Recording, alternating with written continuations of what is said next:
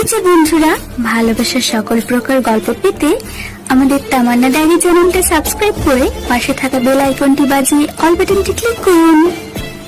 অদ্রিজার সেই কথাকে বিন্দুমাত্র পাত্তা দিল বলে মনে হলো না রক্তিম। মুখে তার বাঁকা হাসি স্থির। আয়নায় সেই বাঁকা হাসিটা দেখেই শরীর জ্বলে উঠল অদ্রিজার।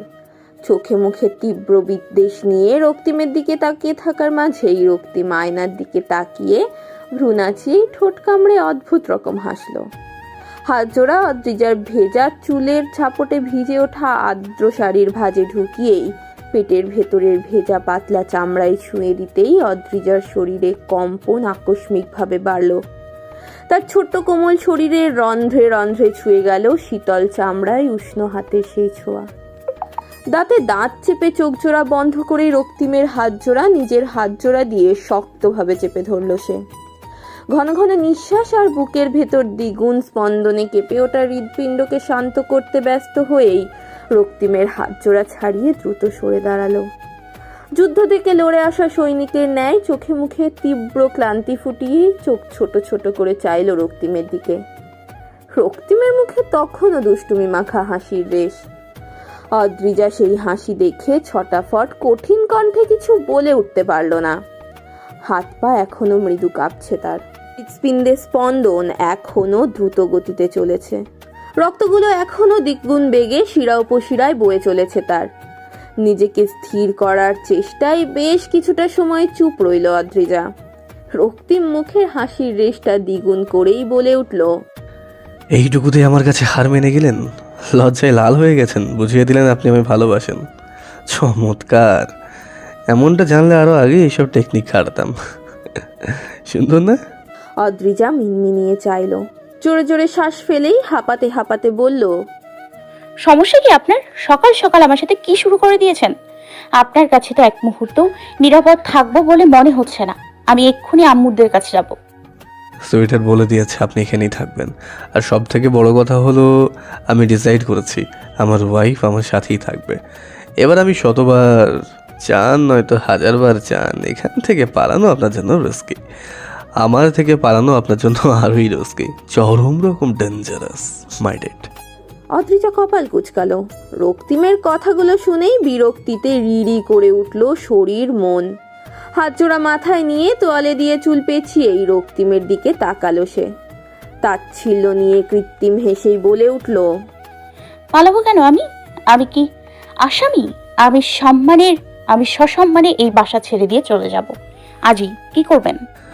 আগে গিয়ে তো দেখান, তারপর না হয় বোঝা যাবে কি করা যায়, কি করা উচিত। তবে যাই করি, শাস্তিটা আপনার জন্য খুব একটা ভালো হবে না অদ্রিজা। কথাটা বলেই ঠোঁট টেনে হেসে বেরিয়ে গেল রক্তিম। অদ্রিজা স্থির হয়ে দাঁড়িয়ে রইল। চোখ মুখ কুঁচকে রক্তিমের যাওয়ার পথের দিকে তাকিয়ে থেকে বিরক্তি নিয়ে নিঃশ্বাস ছাড়ল সে। ধীর পায়ে এগিয়ে গিয়ে দরজাটা ধপ করে লাগাতে নিয়েই রক্তিমের মুখটা আবারও ভেসে উঠল মুখের সামনে। মুখে চমৎকার হাসি ফুটিয়েই হালকা ঝুঁকে চোখ টিপে বলল, ভয় নেই, শাস্তিগুলো আজকের মতোই হবে। আজকের শাস্তিটা কি জন্য দেওয়া হলো জানেন? সকাল সকাল শাড়ি পরে নিজের সৌন্দর্যে বিমোহিত করার ফাঁদ পাতার জন্য এই শাস্তি। পরবর্তীতেও ভুল করবেন তো এমনই শাস্তিগুলোই কপালে আছে, ভেবে নেবেন। আর ভদ্র মেয়ে হয়ে থাকলে তো নো প্রবলেম। অদ্রিজা বিরক্তিতে চোখ মুখ লাল করলো এইবারে। রক্তিমের কথাগুলোতে চরম বিরক্তি দেখিয়ে মুখের উপর আওয়াজ করে দরজা লাগিয়ে দিল। রাগে হাঁসফাঁস করে দরজা লাগিয়ে হেলান দিতেই ওপাশ থেকে ভেসে আসলো রক্তিমের হাসির আওয়াজ। অদ্ভুত, এই লোকটা এত কেন হাসি খুশি? পার্কে তরতাজা রোদ। কাঠের বেঞ্চিগুলো একপাশে নেহা, অন্য পাশে দিহান বসা। দিহানের হাতে সাদা কাগজের উপস্থিতি স্পষ্ট। নেহা ভ্রু কুচকে সেই কাগজগুলোর দিকে তাকালো। খিলখিলিয়ে হেসেই প্রশ্ন ছুড়ল, কিরে, কিসের কাগজ ওসব? দিহান মাথা তুলে চাইল।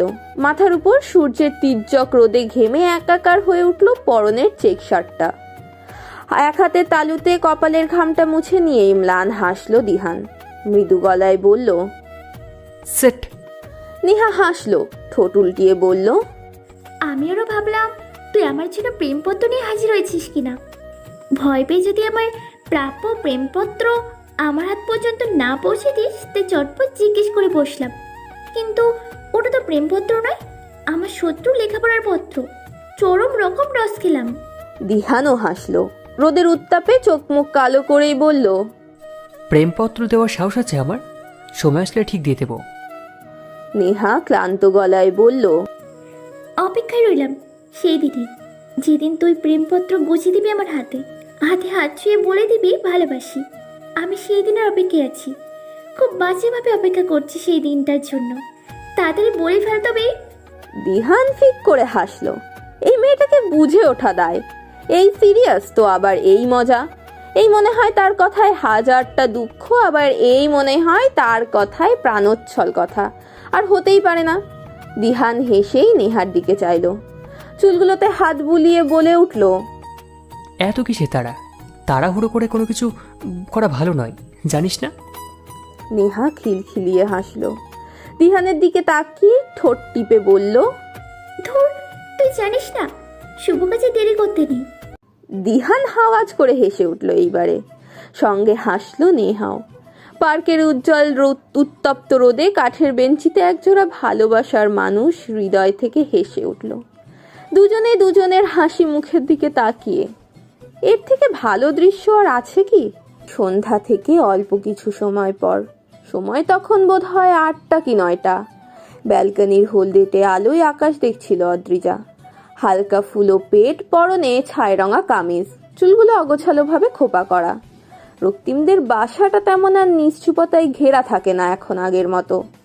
সুইটহার্ট সর্বক্ষণ তাকে হাসি খুশি রাখে, তবুও আজ তার মনটা খারাপ। বিষণ্ণতার কালো ছায়ায় ছুঁয়ে যাচ্ছে কোমল মন। ইচ্ছে হলো এক ছুটে বেরিয়ে যাক এই বাসা থেকে, কিন্তু রক্তিম নামক মানুষটার জন্য তো তাও সম্ভব নয়। 4 দেওয়ালের বদ্ধ রুমে এই কয়দিন থাকতে থাকতেই ঝিমিয়ে উঠেছে তার মন। নিঃশ্বাস প্রশ্বাস, হৃদস্পন্দনগুলো নিস্তেজ হয়ে উঠল। নিজের মনে রক্তিমের জন্য ভালোবাসা, রাগ, ক্ষোভ এসবের সাথে লড়তে লড়তেই দিন পার হচ্ছে তার। তবুও কোনো রকম সমাধান খুঁজে পাচ্ছে না। রক্তিমের প্রতি ক্ষোভ প্রকাশ করে বিচ্ছেদ নিয়ে নেওয়া উচিত, নাকি ভালোবেসে আগলে নেওয়া? বারংবার ভেবেও এসব সমীকরণের কোনো সমাধান তার মস্তিষ্ক কিংবা মন দিতে পারল না। অদ্রিজা হতাশ হলো। সেসব কঠিন ভাবনার হেরফের ঘটল বাসার সামনে থেকে নামা এক মাঝবয়সী মহিলাকে দেখে। চোখে মুখে তীব্র প্রখরতা, বড় বড় চোখে গম্ভীরতা ও স্তম্ভিত চাহনি। পরনে সবুজ রঙা শাড়ি, দেখতে কোনো এক মহিয়সী মানবীর মতোই এই মহিলা। কে বলবে এই মহিলা তার সন্তানকে নিঃস্ব করে দিয়ে চলে গিয়েছিল কোনো এক সময়? আদেও কি সত্যি এই কথাটা? অদ্রিজা থমকালো। এই মানবীকে এখানে দেখে বিস্মিত হলো, কিন্তু তার বিস্ময়ে কি বা এসে যায়? ভদ্র মহিলা বেশ গম্ভীর চাহনিতে বার কয়েকবার বিল্ডিং এর ওপর থেকে নিচ পর্যন্ত দেখে নিয়ে গেট খুলে ভেতরে ঢুকলেন। অদ্রিজা চোখ ছোট ছোট করে চাইল। ব্যালকনির থেকে দ্রুত বেরিয়ে এসেই ড্রয়িং রুমে এসে থামকে দাঁড়ালো ভারী শরীর নিয়ে। সুইটহার্টকে দেখে নিয়ে বিস্ময় নিয়ে বলে উঠল সঙ্গে সঙ্গে, সুইটহার্ট, রক্তিমের আম্মু আবার দেশে ফিরেছে, জানো তুমি? নেহাকে কল করে বলো তো, ওর বড্ড ইচ্ছে ওনার সাথে কথা বলার, দেখা করার। সুইটহার্টের হাসি মাখা মুখটা মুহূর্তেই গম্ভীর হলো, চাহনি হলো গমগমে। ভাঁজ হওয়া চওড়া চামড়ার ভাজে ভাজে ফুটে উঠল এক চরম কঠোরতা। গম্ভীর দৃষ্টিতে অদ্রিজার দিকে তাকিয়েই শুধালেন তিনি, তুমি কি করে জানো অদ্রি? আমরা তো জানি ও গতবার যখন এসেছিল চলে গিয়েছিল, আবার এসেছে কখন? অদ্রিজা নিশ্চল চাহনিতে তাকিয়ে ঠোঁট বাঁকিয়ে বলে উঠল, আমি তো জানি না সুইটহার্ট, বেলকনি দিয়ে দেখলাম মাত্র।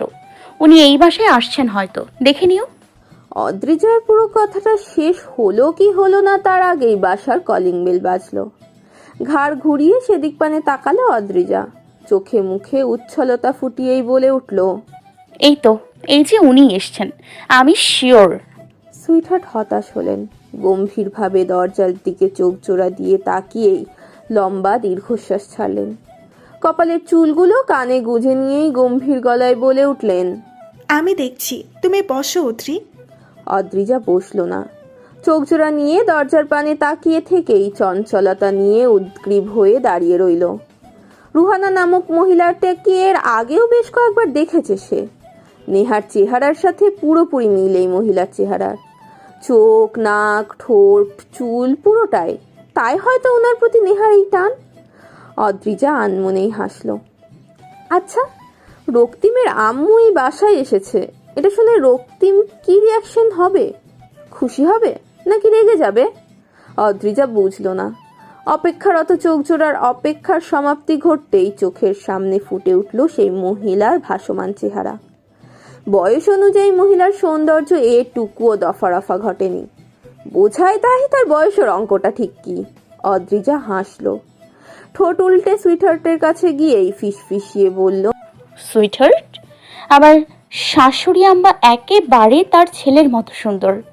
এদের এত সৌন্দর্য কোথায় রাখে বলো তো? সুইটহার্ট হালকা হাসলো। অদ্রিজা গোল গোল ফুলো মুখে হাত রেখেই মুচকি হেসে বলল, যেমনভাবে তুমি তোমার সৌন্দর্য রাখো সেইভাবেই হয়তো ইদানিং আরো সুন্দর হয়ে যাচ্ছ তুমি অদ্রি। এই জন্যই জান এখন তোমার প্রেমে হাবুডুবু খাই। সুইটহার্টের কথা মনে পড়ে নাকি তার? অদ্রিজার হাসিটা এবার মিলিয়ে এলো কিছুটা। রক্তিম কি আদেও তার প্রেমে হাবুডুবু খাচ্ছে? আদেও ভালোবাসে তাকে? হুট করে এত ভালোবাসার উদ্ভব কি অস্বাভাবিক নয়, নাকি সবটাই বানোয়াট? দুদিন আগেও যে তাকে বেহায়া আত্মসম্মানহীন বলে দূরে সরিয়ে দিয়েছিল, কারো সামনে তাকে স্ত্রী হিসেবে পরিচয়টুকু দেয়নি, সেই মানুষটা হঠাৎ এত পাগলামি কেন? কি কারণ? অদ্রিজা চোখ জোড়া বন্ধ করেই মৃদু তপ্তশ্বাস ফেলল। সুইটহার্টের কথায় মৃদু হাসার চেষ্টা করলো সে। চোখ খুলে ভদ্রমহিলার দিকে তাকাতেই ভদ্রমহিলার উৎসুক দৃষ্টি সর্বপ্রথম চোখে পড়ল। সুইটহার্ট গম্ভীর গমে কণ্ঠে বলে উঠলেন দ্রুত, আবার কেন এসেছো তুমি? নিষেধ করেছিলাম তো আসতে, কেন মানো না প্রতিবার এই কথা? ঘুরে ফিরে এই বাসায় কেন আসো বারবার? দাদুভাই রেগে যাবে তুমি এসেছো শুনলে। তার রাগের মুখোমুখি হওয়ার থেকে সুচাসুচি তোমার ভালোর জন্য বলছি, চলে যাও, দ্রুত চলে যাও এখান থেকে। ভদ্রমহিলা নিরাশ হলেন। চোখে মুখে হতাশ চাহনি ফুটল মুহূর্তেই। জোরে জোরে নিঃশ্বাস ফেলেই অনুনয়ের স্বরে বলে উঠলেন তিনি, আম্মা, রক্তিম আমার সন্তান, ওকে দেখা, ওর সাথে কথা বলার অধিকার আছে আমার। আমি ওর মা হই, আপনি এইভাবে আমায় চলে যেতে বলতে পারেন না আম্মা। সুইটহার্ট গুরুগম্ভীর চাহনি নিয়েই ভদ্রমহিলার মুখের দিকে তাকিয়ে রইলেন। দাঁতে দাঁত চেপে বলে উঠলেন, যখন দাদুভাইকে ছেড়ে চলে গিয়েছিলে তখন মনে পড়েনি ও তোমার সন্তান? তুমি ওর মা, এখন কেন মনে পড়ে? এখন কেন ওর সাথে কথা বলার এত ইচ্ছা? ছোট্ট বাচ্চাটা যখন মাকে খুঁজতো, মা বলে কাঁদতো, তখন আমাকে ওকে আকাশের তারা দেখিয়ে ভুলাতে হয়েছে কেন? তোমার বোকামির জন্য, তোমার করা কাজের জন্য আজ দাদুভাই ভুগছে, আর বলছো নিজের সন্তান। তখন কেন মনে পড়েনি তোমার সন্তান? ভদ্রমহিলা মিনমিনে চোখে চেয়ে রইলেন। বেশ কিছুটা সময় চুপ থেকেই বলে উঠলেন তিনি, আমি যেমন ছেড়ে গিয়েছি, অন্য একজনের সাথে সেটেল করেছি, তেমন তো ওর বাবাও করেছে। দ্বিতীয় বিয়ে করেনি ওর বাবা। ওর বাবার সাথে এত খারাপ ব্যবহার তো করে না, আমার সাথে কেন এত জঘন্য ব্যবহার করে? কেন? কারণ তুমি পালিয়ে গিয়েছিলে, প্রথমে তুমিই ছেড়ে গিয়েছিলে। ভদ্রমহিলা আক্ষেপ নিয়েই বলে উঠলেন এবার, তো তো কি করব আমি?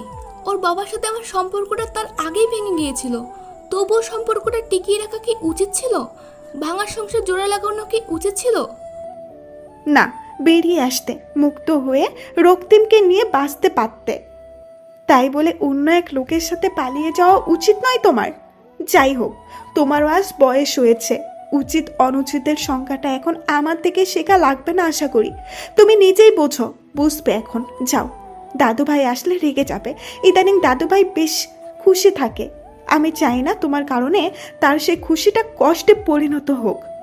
ভদ্রমহিলা ছোট ছোট চোখ করে তাকালেন, বললেন, আমি থাকতে আসিনি আম্মা, ওকে একবার চোখ ভরে দেখে নিয়ে চলে যাব। কতদিন দেখা হয়নি ওকে। এত বড় একটা অপারেশন হলো, অথচ ওর মা হয়ে আমি জানতেও পারলাম না। যদি কিছু হয়ে যেত, যদি আর বেঁচে না ফিরতো, একজন মাকে না জানিয়ে তার সন্তানের একটা অপারেশনে কি করে মত দিলেন আপনি? যদি কিছু হয়ে যেত। সুইটহার্ট চোখ জোড়া বন্ধ করে নিল মুহূর্তেই। সেই অসহনীয় স্বপ্নময় দিনগুলো মনে করতেই শিউরে উঠলেন তিনি। গম্ভীর দীর্ঘশ্বাস ফেলে এক নজর অদ্রিজার দিকে তাকালো। অদ্রিজার চোখে মুখে কৌতূহলের স্পষ্ট আভাস, আর সেই কৌতূহলটা সুইটহার্ট তাকানো মাত্রই বেরিয়ে এলো মুখ দিয়ে। Sweetheart, operation? কিসের অপারেশন? বেঁচে না ফেরার মতো কি এমন অপারেশন হয়েছে ওনার? কখন হয়েছে? সুইটার চোখ বন্ধ করলেন। অদ্রিজার উত্তরগুলো না দিয়েই শান্ত গলায় বললেন, অদ্রি, এতটা অস্থির হওয়ার তো কিছু নেই বর্তমানে। সহজভাবে ভাবো বিষয়টা। আমি তোমায় পরে সবটা খুলে বলবো। আপাতত ওইটা নিয়ে হাই পাওয়ার হওয়ার কিছু নেই, কেমন? রুমে যাও। অদ্রিজা লক্ষ্মী মেয়ের মতো মাথা দুলালো। সুইটহার্টের কথার উপর আর কোনো কথা না বলে ধীর পায়ে উল্টো দিকে ফিরে হাঁটা দিল। পেছন থেকে রক্তিমের মা নামক ভদ্রমহিলার মৃদু গলা ভেসে আসলো, আম্মা, এটা নিয়ে আর বান্ধবী না? এই মেয়েটাই রক্তিমের বউ? অদ্রিজা স্পষ্ট শুনল কথাগুলো, তবুও পেছনে ফিরে চাইল না। ধীরে ধীরে পায়ে এগিয়ে দ্রুত রুমে গেল। মাথায় ঘুরল অদ্ভুত সব চিন্তা। বিদঘুটে অন্ধকারে টিউশনি শেষ করে রাস্তা ধরে হাঁটছিল দিহান। পরনে বরাবরের মতোই চেক শার্ট, গোছালো চুলগুলো কপালে ঝুঁকে আছে। বাম হাতের ঘড়িটায় এক নজর সময় দেখে নিয়েই ছোট্ট শ্বাস ফেলল দিহান। রাত 10টা। অবশেষে সারাদিনের ব্যস্ততার অবসান। তারপর বাসায় গিয়ে চমৎকার ঘুম। দিহান হালকা হাসল।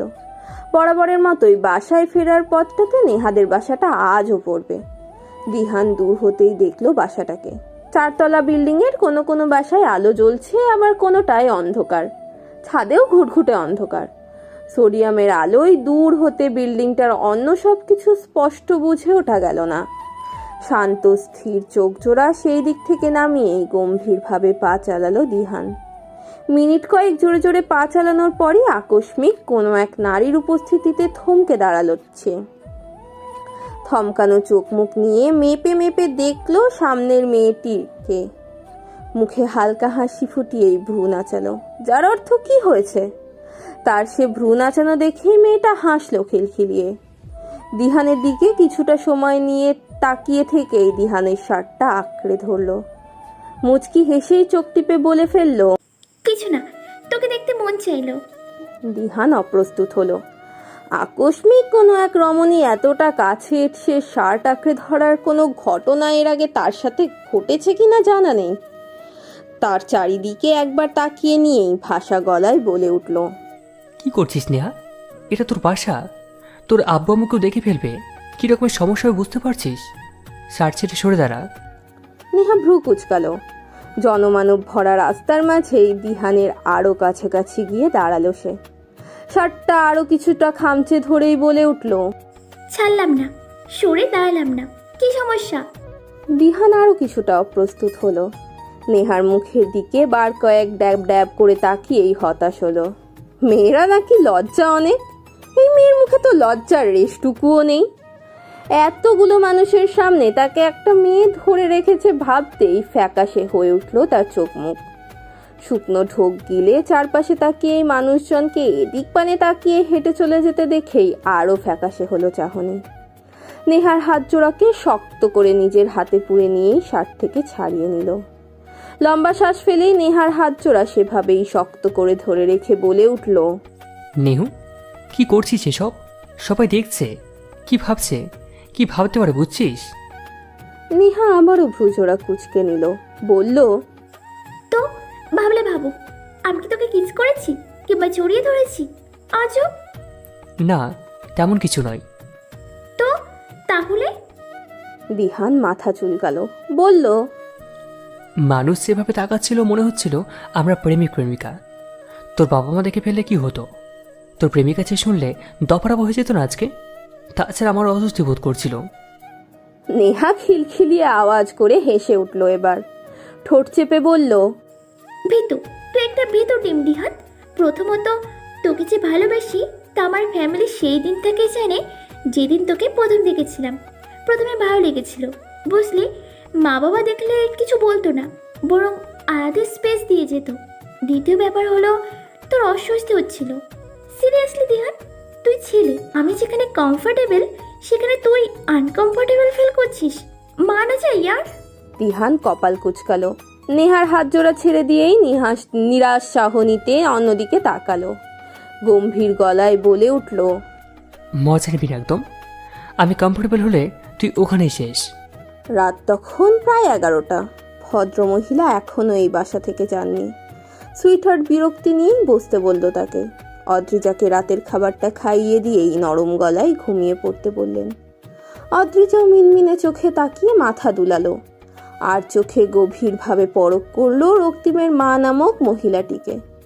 উৎসুক দৃষ্টিতে তার দিকেই তাকিয়ে আছেন সেই ভদ্র মহিলা, হয়তো তার মতোই পরখ করে দেখছেন তাকে। অদ্রিজা তপ্তশ্বাস ফেলল। ভারী ক্লান্ত শরীরটা নিয়ে রুমের ভেতরে সেই বিছানায় এলিয়ে দিল শরীরটা।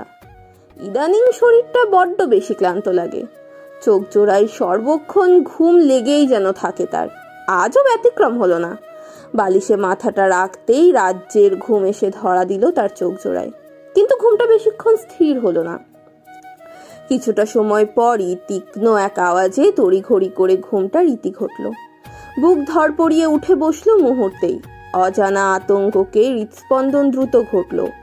কয়েক সেকেন্ড চুপ থেকেই পরিস্থিতিটা বোঝার চেষ্টা চালাতেই বুঝতে পারলো কেউ একজন এই বাসায় ভাঙচুর করছে। তার সর্বশক্তি দিয়ে সবকিছু ভেঙে গুড়িয়ে দিতে চাইছে। অদ্রিজা আঁতকে উঠল। বুক ঢিপ ঢিপ করা সেই হৃৎস্পন্দন নিয়ে উঠে দাঁড়ালো। ছোট ছোট পা ফেলে দরজার কাছটায় এসে দাঁড়াতেই রক্তিমের রাগে লাভা সদৃশ ক্ষিপ্ত তীক্ষ্ণ চাহনি দেখেই কেঁপে উঠল সে। চোখ মুখ লাল টকটকে, থমথমে গম্ভীর, এক হাত রক্তাক্ত, হাতের মুঠোটা থেকে এখনো রক্ত ঝরছে। চোখে মুখে তীব্র রোষ আর ক্ষোভ নিয়েই একের পর এক জিনিস ফ্লোরে ছুঁড়ে মারছে সে। সেই জিনিসগুলোর ভাঙনের তীব্র আওয়াজেই মাথা টনটন করে উঠল অদ্রিজার। রক্তিমের এমন উন্মাদের মতো আচরণ প্রখর চাহনিতে পর্যবেক্ষণ করেই তপ্তশ্বাস ফেলল সে। ধীর পায়ে রুম থেকে বেরিয়ে আসবে ঠিক তখনই রক্তিম ড্রয়িং রুমের শেষ ফুলদানিটাও আছাড় মেরে ভেঙে ফেলল ফ্লোরে। তীব্র ক্ষোভ নিয়ে কঠিন গলায় বলে উঠল, আচ্ছা, কি সমস্যা আপনার মিসেস রুহামা? কেন যেচে অপমানিত হতে আসেন? লজ্জা করে না? বারবার আমার সামনে কেন পড়েন আপনি?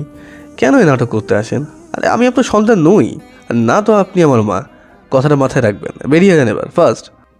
ভদ্রমহিলা ছোট ছোট চোখে তাকিয়ে রইল রক্তিমের দিকে। চোখ ছল ছল করছে তার। রক্তিমের দুদিকে দুপা এগিয়ে দুই হাত দিয়ে রক্তিমের মুখ ছুতে যেতেই রক্তিম তেজ নিয়ে সরে গেল। ক্ষিপ্ত গলায় বলে উঠল, একদমই না, একদমই নয় মিসেস রুহামা। আপনি নোংরা হাত দিয়ে আমাকে ছোঁয়ার একদম চেষ্টা করবেন না। যদি বাড়াবাড়ি করেন তো তাহলে আমি ভুলে যাব আমি আপনাকে চিনি, আপনি আমার পরিচিত কেউ। ভুলে যাব সেটা। ভদ্রমহিলার গম্ভীর চোখ জোড়া বেয়ে এবার পানি গড়ালো। নরম গাল পানিতে ভিজে গেল মুহূর্তেই।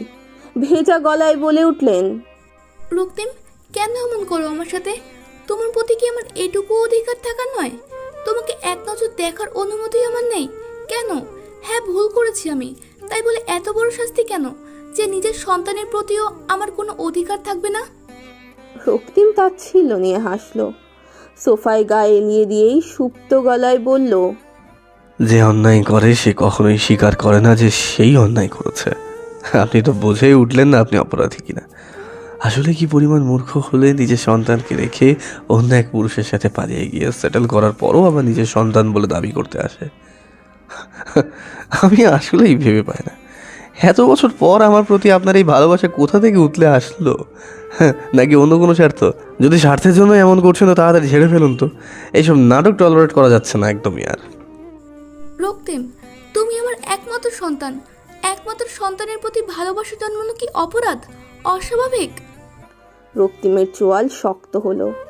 দাঁতে দাঁত চেপে হাত মুঠো করে নিজের ভেতর জ্বলে ওঠা রাগ ক্ষোভকে নিয়ন্ত্রণ করতে চেয়েই বলে উঠল শক্ত গলায়, হ্যাঁ, অস্বাভাবিক। আপনার মতো চরিত্রহীন স্বার্থপর মহিলার ক্ষেত্রে অস্বাভাবিকই। আপনার থেকে তো মিস্টার মাহমুদের দ্বিতীয় স্ত্রীও অনেক গুণ ভালো। সে আমায় জন্ম দেয়নি, আমার মাও নয়, তবু যে কয়েকদিন ওনাকে পেয়েছি মনে হয়েছে আপনার থেকে বেস্ট ছিল। আপনি তো একটা খারাপ জঘন্য মহিলা। গেট লস্ট প্লিজ, আমি সহ্য করতে পারছি না আপনাকে। ভদ্রমহিলা নিশ্চুপে চেয়ে রইলেন। ফুপিয়ে কেঁদে উঠেই উল্টো দিকে হেঁটে বেরিয়ে গেলেন। রক্তিম লম্বা শ্বাস ফেলল। চোখ জোড়া বন্ধ রেখেই সোফায় এলিয়ে দিল তার শরীরটাকে। মাথা চেপে ধরেই জড়ানো কণ্ঠে বলে উঠল, সুইটহার্ট, উনি কিভাবে জানলেন? কে বলেছে ওনাকে? তুমি? সুইটহার্টের চাহনি শুরু করলো। সোফার এক কোণে বসে রক্তিমের মাথায় হাত বুলাতে বুলাতেই বললেন, আমার সাথে ওর কোনো যোগাযোগ থাকে না জান। আর আমি যে বলবো তা না, নিশ্চয়ই তুমিও জানো, তাই না? রক্তিম চোখ জোড়া খুলল, সুইটহার্টকে দেখে নিয়ে মৃদু হাসলো, গালে হাত ছুঁয়ে দিয়েই বলে উঠল, অনেক রাত হয়েছে, ঘুমাও গিয়ে। সুইটহার্ট মিনমিনে চোখে তাকিয়েই বললেন, হাত থেকে রক্ত পড়ছে, শুধু শুধু দেওয়ালে ঘুষি দিলে কি দরকার ছিল? ব্যান্ডেজ দিয়ে দেই, বসো। রক্তিম উঠে দাঁড়িয়েই হেসে বলল, রুমে গিয়ে ব্যান্ডেজ করে নাও, তুমি ঘুমাও গিয়ে, রাত হয়েছে। অদ্রি কি ঘুমিয়ে গিয়েছে? খেয়েছে? সুইটহার্ট মিষ্টি হেসেই মাথা দুলালো, যার অর্থ হ্যাঁ। তারপর ঠোঁট টেনে হেসেই বলে উঠলেন, সামনে সামনে আপনি? ওদ্রিজা পেছনে ওদ্রি, সোজাসুজি তুমি আর ওদ্রি বলে ডাকলেই বা ক্ষতি কি জান? রক্তিম হাসলো, বলল, একটু টাইম দাও, সব ডাকবো। অদ্রি টু ডার্লিং সব। এনিওয়েজ রুমে যাও সুইটহার্ট, ঘুমাও। বেশি রাত জায়গা কিন্তু ভালো না সুইটহার্ট। Good night. কথাটা বলেই পা বাড়ালো রক্তিম, চোখে মুখে তিক্ততা স্পষ্ট। অন্যদিনের মতো মুখে অদ্ভুত হাসিটা আজ অনুপস্থিত। শার্টের বোতামগুলো খুলতে খুলতেই রুমে ঢুকলো সে। দরজার সামনে অদ্রিজাকে দাঁড়িয়ে থাকতে দেখেই থমকে দাঁড়ালো। তার মানে ঘুমোয়নি অদ্রিজা? রক্তিম বুঝলো না। অস্পষ্ট চাহনি নিয়ে অদ্রিজার মুখের দিকে তাকিয়ে ভ্রু নাচালো, জিজ্ঞাসু দৃষ্টি নিয়ে বলে উঠল, কি সমস্যা? ঘুমোনি কেন এখনো? আমার জন্য অপেক্ষা করছিলেন? এত ভালোবাসা, ওয়াও। অদ্রিজা কপাল কুচকালো। সদ্য ধরা ঘুম রক্তিমের জন্যই ভেঙে গেছে, আর সেই ভাঙা ঘুমের জন্যই মাথাটা টনটন করে ব্যথা করছে এখন। মস্তিষ্কের নিউরনে নিউরনে ঘুরে বেড়াচ্ছে বিরক্তিকর ব্যথা। সেই বিরক্তিকর ব্যথার জন্যই বিরক্তিতে রিড়ি করলো তার শরীর। কোমরে হাত জোড়া রেখে রক্তিমের দিকে তাকালো সে, বিধ্বস্ত বেশ। আহত চাহনি, ক্লান্ত শরীরে জড়িয়ে থাকা কালো রঙের শার্টটার বোতামগুলো খোলা থাকায় দৃশ্যমান হলো রক্তিমের উন্মুক্ত চওড়া বুক। ফর্সা ধপধপে বুকের বাপাশে কালো কুচকুচে তিল চমৎকার ঠেকলো তার কাছে। চোখ জোড়া পিট করে তিলটার দিকে তাকিয়ে থাকতেই রক্তিম ফিচেল গলায় বলে উঠল তৎক্ষণাৎ, মনে হচ্ছে নিশ্চয়ই এত সুদর্শন ছেলে আপনার হাজবেন্ড হলো কি করে, তাই না? দেখে নিন, ইচ্ছে মতো দেখে নিন। আপনি চাইলে পুরো শার্টটাই খুলে রাখতে পারি। শুধু শার্ট নয়, সব সব। অদ্রিজা দৃষ্টি সরালো দ্রুত, তবুও যেন দৃষ্টি সরল না। ফর্সা ধবধবে বুকে কালো তিলটা অদ্ভুত সুন্দর, বারংবার তাকাতেও মোহ কাটে না। রক্তিম মুচকি হাসলো, ফিসফিসিয়েই আবারও বলল, এত লুকোচুরি করে দেখার কি আছে বলুন তো? সরাসরি তাকিয়েই দেখুন না, কেউ নিষেধ করেছে? অদ্রিজা ছোট্ট শ্বাস ফেলল। চোখ তুলে রক্তিমের মুখের দিকে তাকাতেই রক্তিম মুখে বাঁকা হাসিটা চোখে পড়ল সর্বপ্রথম। সেই বাঁকা হাসিকে প্রশ্রয় না দিয়েই কপাল কুচকানোর চেষ্টা করলো সে। গম্ভীর শান্ত গলায় বলে উঠল, একটা মেয়ের সামনে শার্ট খুলে বসে নায়ক সাজতে এসছেন? আপনার নোংরামো পর্যবেক্ষণ করছিলাম জাস্ট, আর কিছু না, অন্য কিছু ভাববেন না। রক্তিম দুষ্টুমি মাখা হাসি ফোটালো মুখে। অদ্রিজার কাছাকাছি মুখে নেই, কানের কাছে ফিসফিসিয়ে বলল, বউয়ের কাছে সব ধরনের নোংরামই খাটে, জানেন না? এনিওয়েজ আপনাদের চাউনিতে কিছু ভাবলাম না কিন্তু। কথাটা বলেই ঠোঁট কামলালো রক্তিম, মুখে মুচকি হাসি। অদ্রিজা বিরক্ত হলো, কি এমন করেছে? তিলটার দিকে তাকিয়েই না হয় ছিল, ক্ষতি কি? খেয়ে তো নেয়নি। চোখে মুখে বিরক্তি ফুটিয়েই রক্তিমের দিকে তাকিয়ে রইল আরো কিছু সময়। প্রসঙ্গটা বাদ দিতেই বলে উঠল, এবার বলুন, সামনে অদ্রিজা, পেছনে অদ্রি, ঘটনা কি? অদ্রিজা, এত নাটক কেন? আপনি আমায় অদ্রি নামে চিনেছেন সর্বপ্রথম, তাহলে অদ্রিজা ডাকেন কেন? অদ্রিজায় যদি ডাকবেন তাহলে পেছনে অদ্রি বললেন কেন? রক্তিম ভ্রু কুচকালো, পর মুহূর্তেই হেসে ভ্রু নাচিয়ে বলল, বাহ, গুড। লুকিয়ে লুকিয়ে আমার সুইটহার্টের কথা শুনছিলেন আপনি? অদ্রিজা কপাল কুচকালো, ঠোঁট উল্টে বলল, মোটেই না। তাহলে? অদ্রিজা স্পষ্টভাবে বলে উঠল, আপনি আগে বলুন অদ্রিজা ডাকেন কেন? আবার অদ্রি হিসেবেই বা কিভাবে চেনেন? অদ্রি হিসেবেই যদি চেনেন তাহলে প্রথম থেকে অপরিচিতের মতো অদ্রিজা ডেকে আসলেন কেন? আপনি তো বলেছিলেন অদ্রি না ডাকতে, তাই ডাকি না, সিম্পল। নিজের উত্তর নিজের কাছে থাকা সত্ত্বেও প্রশ্ন করছেন। বাই দ্য ওয়ে, যেদিন অনুমতি দেবেন সেই দিন থেকেই না হয় অদ্রি ডাকবো। অদ্র হিসেবে চেনার গল্পটা অন্য একদিন শোনাবো। এবার বলুন, আপনি কেন লুকিয়ে লুকিয়ে কথা শুনছিলেন? অদ্রিজা দৃষ্টি সরু করলো, কণ্ঠে ঝংকার তুলে বলে উঠল, একদমই না। আপনার কথা লুকিয়ে শুনতে চাওয়ার ইচ্ছে আমার জীবনেও হবে না। আমি তো ঘুমিয়েছিলাম, আপনার অত্যাচারের ঘুমটাও হলো না। আসলে আপনার অত্যাচারে আমার জীবনটা বিষে উঠেছে রক্তিম। কেন এত অত্যাচার? রক্তিম ভ্রু নাচিয়েই বলল, যেমন? সারাদিন রুমে আটকে রেখেছেন, এটা অত্যাচার নয়? সময়ে অসময়ে বিরক্ত করছেন, ঘুমটাও ভালোভাবে যেতে দিচ্ছেন না, এসব অত্যাচার নয় বলুন? রক্তিম হাসল। পরনের শার্টটা খুলে রেখেই পা বাড়িয়ে নিজের টি শার্ট নিয়ে পড়তে পড়তেই বলে উঠল সে, জাস্ট এইটুকু? অপেক্ষা করুন, আর কত রকম অত্যাচার যে আপনার কপালে আছে ভাবতেও পারছেন না আপনি। অদ্রিজা বুঝে উঠল না। দ্বিধান্বিত চাহনিতে রক্তিমের দিকে তাকাতেই রক্তিম ঠোঁট কামড়ে হাসল। অদ্রিজার দিকে তাকিয়েই ঠোঁট টিপে বলে বসল সে। ভয় পেয়ে গেলেন নাকি? অদ্রিজার কঠিন টান টান দৃষ্টি, শক্ত গলায় বলল, না। রক্তিম সেভাবেই তাকিয়ে রইল। হাতের ক্ষতটায় ব্যান্ডেজ করতে করতেই অদ্রিজার বিরক্তি নিয়ে তাকিয়ে থাকাটা উপলব্ধি করলো সে বেশ। ঠোঁট টিপে হেসেই বলে ফেলল, প্রথম দিনের মতো আজ আমার হাতের ক্ষতের কথা জিজ্ঞেস করলেন না যে? কষ্ট পেলাম? অদ্রিজা হালকা শ্বাস ফেলল। তাচ্ছিল্যের হাসি হেসেই বলে উঠল, কিসের? জিজ্ঞেস করলে বেহায়া হয়ে যেতাম না? শুধু শুধু আপনার সামনে বেহায়া সাজার কারণ আছে বলুন তো? তার চেয়ে আপনি আপনার ক্ষত নিয়ে পড়ে থাকুন, কাটুক, রক্ত ঝরুক, আমার কি? কিছু না। অদ্রিজা দৃঢ় গলায় বলে উঠল। না, কিছু না। রক্তিম বাঁকা হাসলো, বলল, তাহলে আমার অপারেশন হয়েছে শুনেই প্রশ্ন করছিলেন কেন সুইটার্টকে? জানতে চেয়েছিলেন কেন? কিছুই তো যায় আসে না আমাকে নিয়ে, তাই না? অদ্রিজা দাঁতে দাঁত চাপলো। রক্তিমের সাথে আর একটাও কথা না বলে ধপাস করে খাটে শরীর এলিয়ে দিল। এক পাশ হয়ে শুয়েই চোখ বন্ধ করলো। মনের ভেতর এক রাশ বিরক্তি উপস্থিতি হলো মুহূর্তেই। সুইটহার্টকে জিজ্ঞেস করেছে ভালো, তা বলে সুইটহার্ট সেটা বলে দেবে এই ফালতু লোকটাকে? তার মান সম্মানের এভাবে ফালুদা বানিয়ে দেবে? মোটেই উচিত করেনি কাজটা সুইটহার্ট।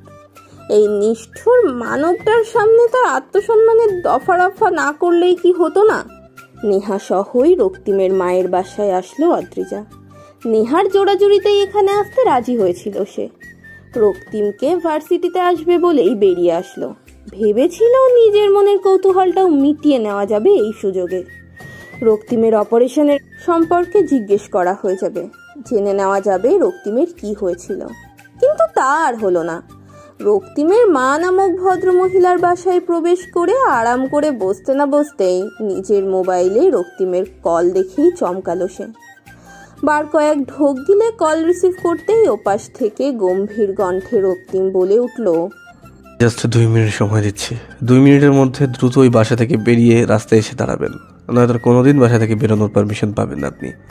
বন্দি জীবন কাটাতে হবে, মাইন্ডেড। অদ্রিজা বিস্ময় নিয়ে তাকিয়েছিল কিছুটা সময়। পরপরই নেহাকে বাসা থেকে টেনে উঠিয়ে দ্রুত বেরিয়ে আসলো সেই বাসা থেকে। রাস্তার মোড়ে আসতেই থম মেরে দাঁড়িয়ে গেল। মাথাটা ঝিমিয়ে উঠল মুহূর্তেই। রক্তিম নামক লোকটা এমন কেন? কিভাবে সব জেনে যায়? ক্যামেরা সেট করে দিয়েছে নাকি? অদ্রিজা নিজের ভাবনা ভেবেই অবাক হলো। এদিক ওদিক তাকিয়ে সামনে তাকাতেই আর এক ধাপ বিস্ময় খেয়ে গেল তার চোখে মুখে। নিজের থেকে কিছুটা দূরেই রক্তিম বুকে হাত গুজে দাঁড়িয়ে আছে, মুখে ঠোঁট বাঁকানো সেই বাঁকা হাসি। অদ্রিজা ভ্রু কুঁচকালো। রক্তিমের দিকে তাকিয়ে থাকতেই কানে এলো নেহার বিরক্তি মিশ্রিত কণ্ঠ, কি হলো এটা দ্রিজা? মাত্র গেলাম, মামুনের সাথে তো কথা হয়নি, তার আগেই তড়ি করে করে বেরিয়ে এলি কেন? এটা কোন ধরনের কাজ হলো দ্রিজা? অদ্রিজা আনমনেই বলে বসলো, ধুর, তুই জানিস কি সাংঘাতিক কাজ ঘটে গেছে? অনেক কষ্টে রক্তিমের ওই বাসা থেকে বেরোনোর পারমিশন পেয়েছি, এবার মনে হচ্ছে তাও হারাবো। নেহা বুঝে উঠল না। ভ্রুজোড়া কুচকে অদ্রিজার দিকে তাকিয়েই তার দৃষ্টি অনুসরণ করে সামনে তাকাতে সেও চমকালো। ড্যাব ড্যাব করে রক্তিমের দিকে তাকাতেই রক্তিম হাসলো, হাত নাড়িয়ে হাই বোঝালো নেহাকে। নেহাও হাসার চেষ্টা করলো। অদ্রিজার কানের কাছে মুখ নিয়েই ফিসফিসিয়ে বলল, কি হলো এটা? রক্তিম ভাই এখানে কিভাবে জানলো আমরা এখানে এসেছি? তুই তো ভার্সিটির কথা বলে বেরিয়েছিলি, তাই না? অদ্রিজা বোকার মতো তাকালো, নিরাশ চাহনি নিয়েই বলল, উনি নিশ্চয়ই আমাকে ফলো করে, নয়তো সিসি ক্যাম লাগিয়ে রেখেছে বুঝলি, নয়তো কিভাবে সবকিছু জেনে যায়, কিভাবে পসিবল? নেহা দাঁত কেলিয়ে হাসলো, ঠোঁট বাঁকিয়েই বলে উঠল, পসিবল পসিবল, সব পসিবল রে। অদ্রিজা কপাল কুঁচকালো, নেহার দিকে এক নজর তাকিয়ে সামনের দিকে তাকালো। রক্তিমকে এইভাবে তার দিকে তাকিয়ে থাকতে দেখেই নড়ে চড়ে দাঁড়ালো সে। উসখুস করে ওড়নাটা দিয়ে মাথায় ঘোমটা টেনে অন্য পাশে ফিরল। নেহার হাতটা চেপে ধরেই বলে উঠল, খবরদার ওদিকে তাকাবি না নেহা, জাস্ট ইগনোর কর ওনাকে। রিক্সা ডাক, আমরা রিক্সায় করে ভার্সিটি চলে যাব। ভালো বুদ্ধি না? নেহা ভ্রুজোড়া কুঁচকালো, বলল, কি বলছিস তুই? রক্তিম ভাইয়া তো জেনেই গেছে মামুনের বাসায় আমরা এসেছিলাম। তার উপর ওনাকে ইগনোর করে চলে যাওয়া কতখানি অন্যায় হবে বুঝতে পারছিস তুই? তোকে তো আর বেরই হতে দেবে না বাসা থেকে ওই অপরাধী হওয়ার জন্য। অদ্রিজা দাঁতে দাঁত চেপেই বলে উঠল, একদম ভদ্র সাজবি না নেহা, এটা কোনো অপরাধী না। আমরা অনেকে দেখতেই পাইনি, আর দেখতেই যেহেতু পাইনি, এড়িয়ে যাওয়ার প্রশ্নও আসছে না, বুঝলি? নেহা খিলখিলিয়ে হাসলো, ফিসফিসিয়ে বলল, তোর এই লজিক জীবনেও রক্তিম ভাইয়া মানবে না। আমি তুই দুজনে ওনার দিকে তাকিয়েছিলাম, উনি তো দেখেছেন। অদ্রিজা কপাল কুঁচকালো, মুখ কালো করেই ঠোঁট উল্টে বলল, দেখলে দেখুক, আমি আজ এতদিন ওনার ওই বদ্ধ বাসায় থেকে বোর হয়ে গেছি, এখন বাসা থেকে বের হয়েও শান্তি নেই। ওনার সামনে গেলে উনি বাসায় নিয়ে চলে যাবে আবার, দেখিস। নেহা আওয়াজ করে হাসলো। রূপা এগিয়ে রক্তিমের সামনে এসে দাঁড়িয়েই বলে উঠল, কেমন আছো ভাইয়া? রক্তিম হাসলো, ভ্রুচুলকে বলল, প্রথম প্রশ্নটা হওয়া উচিত ছিল, ভাইয়া এখানে কেন তুমি, তাই না? নেহা থমকালো, কয়েক সেকেন্ড চুপ থেকেই কাপা কণ্ঠে বলল, সরি, আমি দ্রিজাকে আসতে নিষেধ করেছিলাম। সত্যি কসম, আমি তো বলেছিলাম কেবল আমি আসবো, মামুনের সাথে দেখা করে চলে যাব, কিন্তু জোড়াজুড়িতেই ওকে নিয়ে আসতে বাধ্য হলাম আর কি। অদ্রিজা অবাক হলো, ড্যাব ড্যাব করে নেহার দিকে তাকিয়েই ভাবলো, একটা মানুষ এতটা নিখুঁতভাবে মিথ্যা কিভাবে বলে? কিভাবে?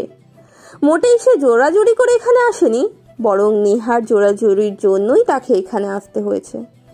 মুহূর্তেই চোখ মুখ গরম করে উঠল নেহার প্রতি অদৃশ্য এক রাগে। এগিয়ে গিয়েই নেহার পেটে কনুই দিয়ে ধাক্কা দিয়ে বলে উঠল, এক থাপ্পড়ে তোর সব দাঁত ফেলে দেওয়া উচিত নেহা, তোর জন্যই তো আমি এখানে আসলাম, আর তুই? নেহা মুখ চেপে হাসলো, পর মুহূর্তেই মুখ তুলে নিরীহ প্রাণীর মতো ভাব ধরেই রক্তিমের দিকে তাকালো। রক্তিম মুচকি হাসলো, বুকের মাঝে হাত জোড়া সেভাবেই গুজে রেখে গাড়ির দরজাটা খুলেই ইশারা করে বলল অদ্রিজাকে। অদ্রিজা চাহনি শুরু করে তাকিয়ে রইল। ঠিক যেটা ভেবেছিল সেটাই হয়েছে, আবার সেই বদ্ধ বাসা। নিরাশ চাহনি নিয়ে এদিক ওদিক তাকানোর মাঝেই নেহা ফিসফিসিয়ে বলল, দোস্ত, তোরে প্রপোজ করবে মেবি ভাইয়া, নো টেনশন। কিভাবে প্রপোজ করেছি তা বলিস কল করে। আমি যাচ্ছি তাহলে। অদ্রিজা জোরে জোরে শ্বাস ফেলে নেহার দিকে তাকালো। রাগে জ্বলে উঠল তার ভেতরটা, শুধু শুধুই তার উপর দোষ চাপিয়ে দিল। কি এমন ক্ষতি করেছিল সে নেহার? এমন ক্ষতি না করলেই কি নয়? গাড়ির উপর রক্তিমের কথাটা বলেনি। রক্তিম অবাক হলো, আর চোখে রক্তিমের থমথমে গম্ভীর মুখচাহনির দিকে তাকিয়ে থাকলো পুরোটা পথ। হঠাৎ এতটা গম্ভীর, এতটা থমকানো চাহনি? রক্তিম কি রেগে আছে? অদ্রিজা বুঝল না। বার কয়েক জোরে জোরে শ্বাস ফেলেই একইভাবে আর চোখে তাকিয়ে পরখ করতে লাগলো রক্তিমকে। গাড়িটা বাসার সামনে এসে থামতেই অদ্রিজা হতবিহ্বল চাহনি নিয়ে তাকালো রক্তিমের দিকে। কি এমন কথা বলবে যে এতটা শান্ত হয়ে আছে? ঠোঁটে ঠোঁট চেপেই বলে উঠল সে, আপনি এত চুপচাপ হয়ে আছেন যে, কি জানি বলবেন বলছিলেন। রক্তিম শান্ত শীতল চাহনিতে তাকালো অদ্রিজার মুখের দিকে। চোখ জোড়া বন্ধ করে রাগ দমানোর সর্বোচ্চ চেষ্টা করতেই মৃদু গলায় দাঁতে দাঁত চেপে বলে উঠল, আপনিও কি? রক্তিমের সেই শীতল কণ্ঠেই অদ্রিজা কেঁপে উঠল। কোনো উত্তর না দিয়ে চুপ করে বসে থাকতেই রক্তিম চোখ মেলে চাইল। অদ্রিজার থেকেও শান্ত, আগের থেকেও শান্ত গম্ভীর গলায় বলে উঠল, আপনিও কি ওই মহিলার মতো ছেড়ে যাবেন আমায়? ওই মহিলার মতো আমার সন্তানকে ভুলে যাবেন? ভুলে যাবেন সবটা, ওই মহিলার মতোই। অদ্রিজা অস্ফুট স্বরেই বলে উঠল। রক্তিম, রক্তিম হাসলো, বলে উঠল, কি হলো, ভুলে যাবেন আমাকে? আমাদের সন্তানকে রেখে চলে যাবেন ওই খারাপ মহিলাটার মতোই? হ্যাঁ। অদ্রিজার চোখ লাল হয়ে উঠল। ঘন ঘন নিঃশ্বাস নিয়েই অস্পষ্ট গলায় বলল, আমি আপনার সন্তানকে ছেড়ে কোনোদিনও যাব না রক্তিম। তাকে আমার সবটা দিয়ে সব সময় আগলে রাখবো। যতদিন বেঁচে থাকবো আমি তার চারপাশে সব সময় থাকবো। তাকে ছেড়ে থাকার কথা আমি এখনো ভাবতে পারি না, আর ভাবতে পারবো না। আর আমাকে আমাকে যাবে না তো ছেড়ে? অদ্রিজা শক্ত চাহনি নিক্ষেপ করলো এবারে। রক্তিমের শীতল চাহনির দিকে তাকিয়েই কঠিন কণ্ঠে বলল, আপনাকে ছাড়ার প্রশ্ন নতুন করে আসার তো কথা নয় রক্তিম। আপনার আর আমার ছেড়ে যাওয়ার কথা আশা রাখি অনেক আগেই ঠিক হয়ে গেছে, তাই না? আপনিই তো বলেছিলেন আমার সাথে থাকতে চান না, ভালোবাসেন না আমায়। তাহলে ডিভোর্সের জন্য তো আপনি অ্যাপ্লাই করে রেখেছিলেন, আম্মুকে বলেছিলেন তো, তাই না? নিজের স্ত্রীকে অন্য একজনের কাছে তুলে দিতেও চেয়েছিলেন। দিহানকে বলেছিলেন আমার পাশে থাকতে, আমাকে আগলে নিতে বলেছেন। বলেননি? ছি, একজনের বিবাহিত স্ত্রী হয়ে আমাকে আগলে রাখবে অন্য একজন পরপুরুষ। এই কথাটা আমার জন্য কতটা অপমানজনক হতে পারে ভেবেছিলেন আপনি? আমাকে আপনার ফেলনা মনে হয়, তাই না রক্তিম? ফেলনা আমি। বিয়ে করলেন, ইউজ করলেন, তারপর মন উঠে গেল আর ছুঁড়ে ফেলে দিলেন। ওহ সরি, ছুঁড়ে ফেলে দেয়া বললে ভুল। আপনি আমায় অন্য একজন পরপুরুষের হাতে তুলে দিতে চাইলেন। ছি, এতটা জঘন্য চিন্তাভাবনা আপনার। রক্তিম মুখে এবার হাসির রেখা দেখা গেল। সেই রেখাটা দেখেই অদ্রিজা আরো জ্বলে উঠল। পুরো শরীর জুড়ে রক্তিমের হাসি নামক বিষাক্ত বিষটা ছুঁয়ে যেতেই ক্ষিপ্ত হলো তার চাহনি। রক্তিমের কলারটা হাতজোড়া দিয়ে চেপে ধরেই দাঁতে দাঁত চেপে শক্ত গলায় বলে উঠল, হাসছেন? এসব শুনেও হাসছেন? আসলে আপনার মন নেই, নিকৃষ্ট।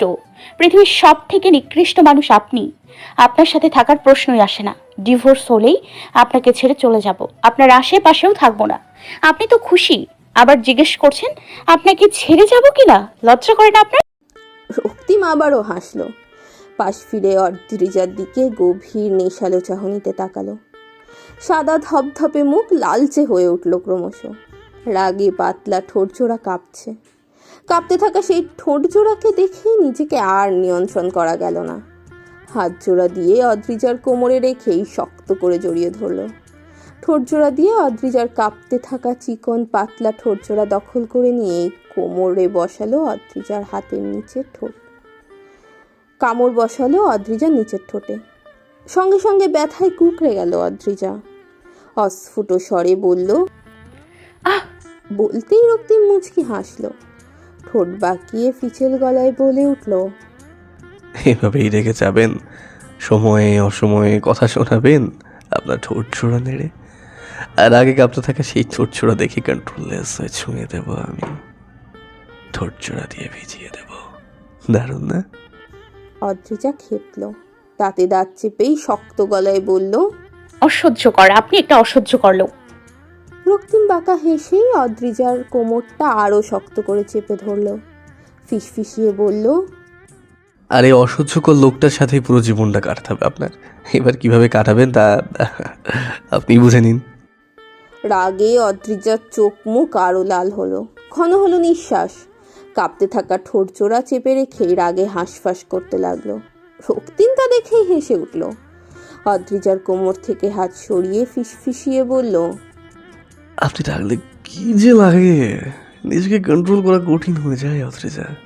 পরে কন্ট্রোললেস হয়ে গেলে সামলাতে পারবেন না, বলে দিলাম কিন্তু। বিরক্তিকর। কথাটা রক্তিম দাঁতে দাঁত চেপে বলেই অদ্রিজা গাড়ি থেকে নামতে যাচ্ছিল। ঠিক তখনই রক্তিম তার হাত চেপে ধরল। মৃদু হেসে গম্ভীর গলায় বলে উঠল, ওই মহিলার সাথে দেখা করতে যাবেন না, একদমই না। কথাটা যেন মাথায় থাকে। যদি দেখা করেন তাহলে কিন্তু আমার থেকে আর খারাপ কেউ হবে না অদ্রিজা।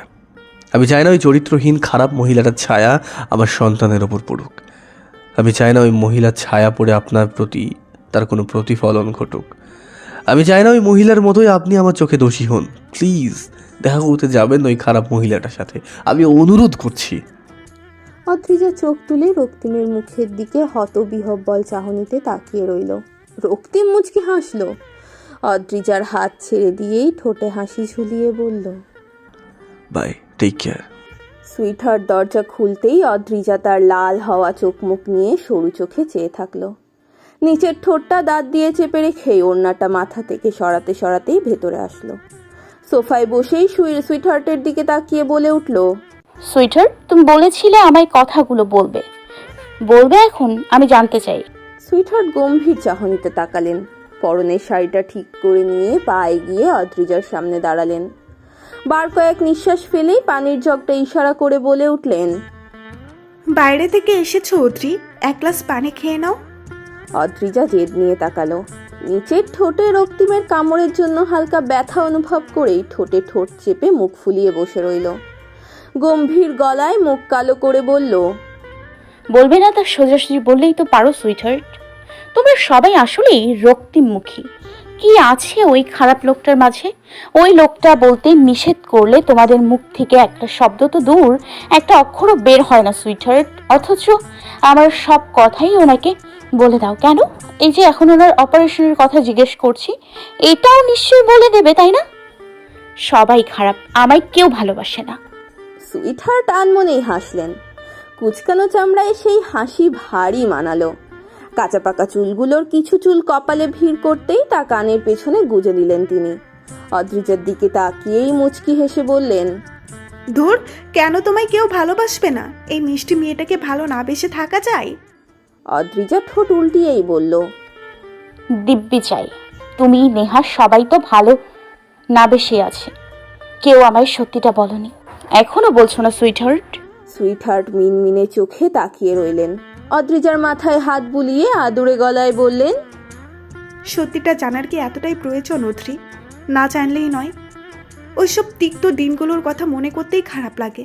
বলতে গেলে তো আরও খারাপ লাগবে, তোমারও খারাপ লাগবে। অদ্রিজা ভ্রু কুচকালো, ঠোঁট বাঁকিয়েই বলল, কি এমন কথা যে খারাপ লাগবে? বলে ফেলো সুইটহার্ট, আমার নয়তো শান্তি লাগবে না। সুইটহার্ট হাসলো ঠোঁট টেনে। লম্বা একটা শ্বাস ফেলেই বললেন তিনি, আচ্ছা বলছি। অদ্রিজা মৃদু হাসলো, চোখে মুখে উৎসুক দৃষ্টি। কি এমন ঘটেছিল? সত্যিটা আসলে কি? সুইটহার্ট কি বলবে? এসব ভেবেই মনোযোগী হয়ে তাকিয়ে রইল সুইটহার্টের দিকে। সুইটহার্ট সেই উৎসুক দৃষ্টি পর্যবেক্ষণ করেই কয়েক সেকেন্ড পর বলতে লাগলেন, রক্তিমের ব্রেন টিউমার ছিল অদ্রি। তোমার সাথে যখন রক্তিমের বিয়ে হয় তারও প্রায় বছর এক আগে বিষয়টা আমরা জানতে পেরেছিলাম। প্রচণ্ড মাথা ব্যথায় যখন ছটফট করতো, প্রথমে বিষয়টা অতটা গুরুত্ব না দিলেও পরবর্তীতে যখন ডাক্তার দেখানো হলো, বিভিন্ন টেস্ট করা হলো, তখনই জানতে পারলাম ওর ব্রেন টিউমার। আমি তখন ভীষণ ভেঙে পড়েছিলাম। দিন রাত কেবল কান্না করতাম, কেন ওর জীবনে এমন কিছু হলো তা ভেবেই। ছোটবেলা থেকে কষ্ট পেতে পেতে জমে যাওয়া ছেলেটার জীবনে আবার কেন এমন শাস্তি? সৃষ্টিকর্তার কাছে বারবার প্রার্থনা করেছি যাতে জানের সাথে খারাপ কিছু না হয়। দিন রাত কেঁদে ভাসিয়েছিলাম, কিন্তু ও কোনোদিন এই বিষয়টা নিয়ে এতটুকুও মন খারাপ করেনি। বাবা মায়ের থেকে কষ্ট পেয়ে ম্যাচিউর হওয়ার পর থেকে ওর মুখে সর্বক্ষণ যে মুচকি হাসিটা জড়িয়ে থাকতো, সেই হাসিটা তখনও ছিল। নিজের জীবনের এমন একটা কথা জানতে পেরে কোনো দিনও মনেই হয়নি দুঃখ করা উচিত, কারণ ও জানতো আমিও কিছু বছর পর ওর সাথে থাকবো। কোনো একদিন আমি ওর শেষ নিঃশ্বাস ত্যাগ করব। তখন তো ও একা হয়ে যাবে, কি করে বাঁচবে সে নিঃস্ব জীবন? সেই কষ্টকর নিঃসঙ্গ বিশ্রী জীবনটা কাটানোর থেকে এভাবে ব্রেন টিউমারের উপলক্ষ অকালে মরে যাওয়াটাই ভালো। এটাই ওর মাথায় ঢুকেছিল তখন। ওর মনে হতো সৃষ্টিকর্তা এটা ওর ভালোর জন্যই করেছে। ওই যে বলে না, বিধাতা যা করে ভালোর জন্যই করে। জানো, ওই কথাটা মনে প্রাণে বিশ্বাস করলো, কিন্তু আমি মানতে পারলাম না। ডক্টরের সাথে আলাপ করে জানতে পারলাম অপারেশনের মাধ্যমেই টিউমার নামক অভিশাপটা থেকে মুক্তি পাওয়া যেতে পারে, তবে নিশ্চয়তা নেই। অপারেশনটার সফলতার অংশ ছিল 50% আর অসফলতার অংশ ছিল 50%। আমি সেদিন ভীষণ কান্না করেছিলাম, আজও মনে পড়ে। সেদিন জানো আমায় জড়িয়ে কেঁদেছিল, চোখের পানি মুছিয়ে দিয়ে বলেছিল, সুইটহার্ট, আর কতদিন বাঁচবো তা তো আমি জানি না, হয়তো খুব শীঘ্রই মরে যাব। নয়তো বেশি হলে আর অল্প কয়েক বছর। সেই তো একদিন আমি মারাই যাবো সুইটহার্ট। কিন্তু অপারেশনটা অসফল হলে আমাকে এক্ষুনি সব ছেড়ে চলে যেতে হবে, এই দুনিয়া থেকে, তোমার থেকে চিরতরে চলে যেতে হবে সুইটহার্ট। তার থেকে আর কয়েকটা দিন বাঁচি সুইটহার্ট, তোমায় নিয়ে সুন্দর করে আর কয়েকটা বছর কাটাই প্লিজ। আমি সেদিন জানের কথার উপর আর কোনো কথা বলতে পারিনি অদ্রি। কান্নায় বারবার চোখ ভিজে গেছিল আমার।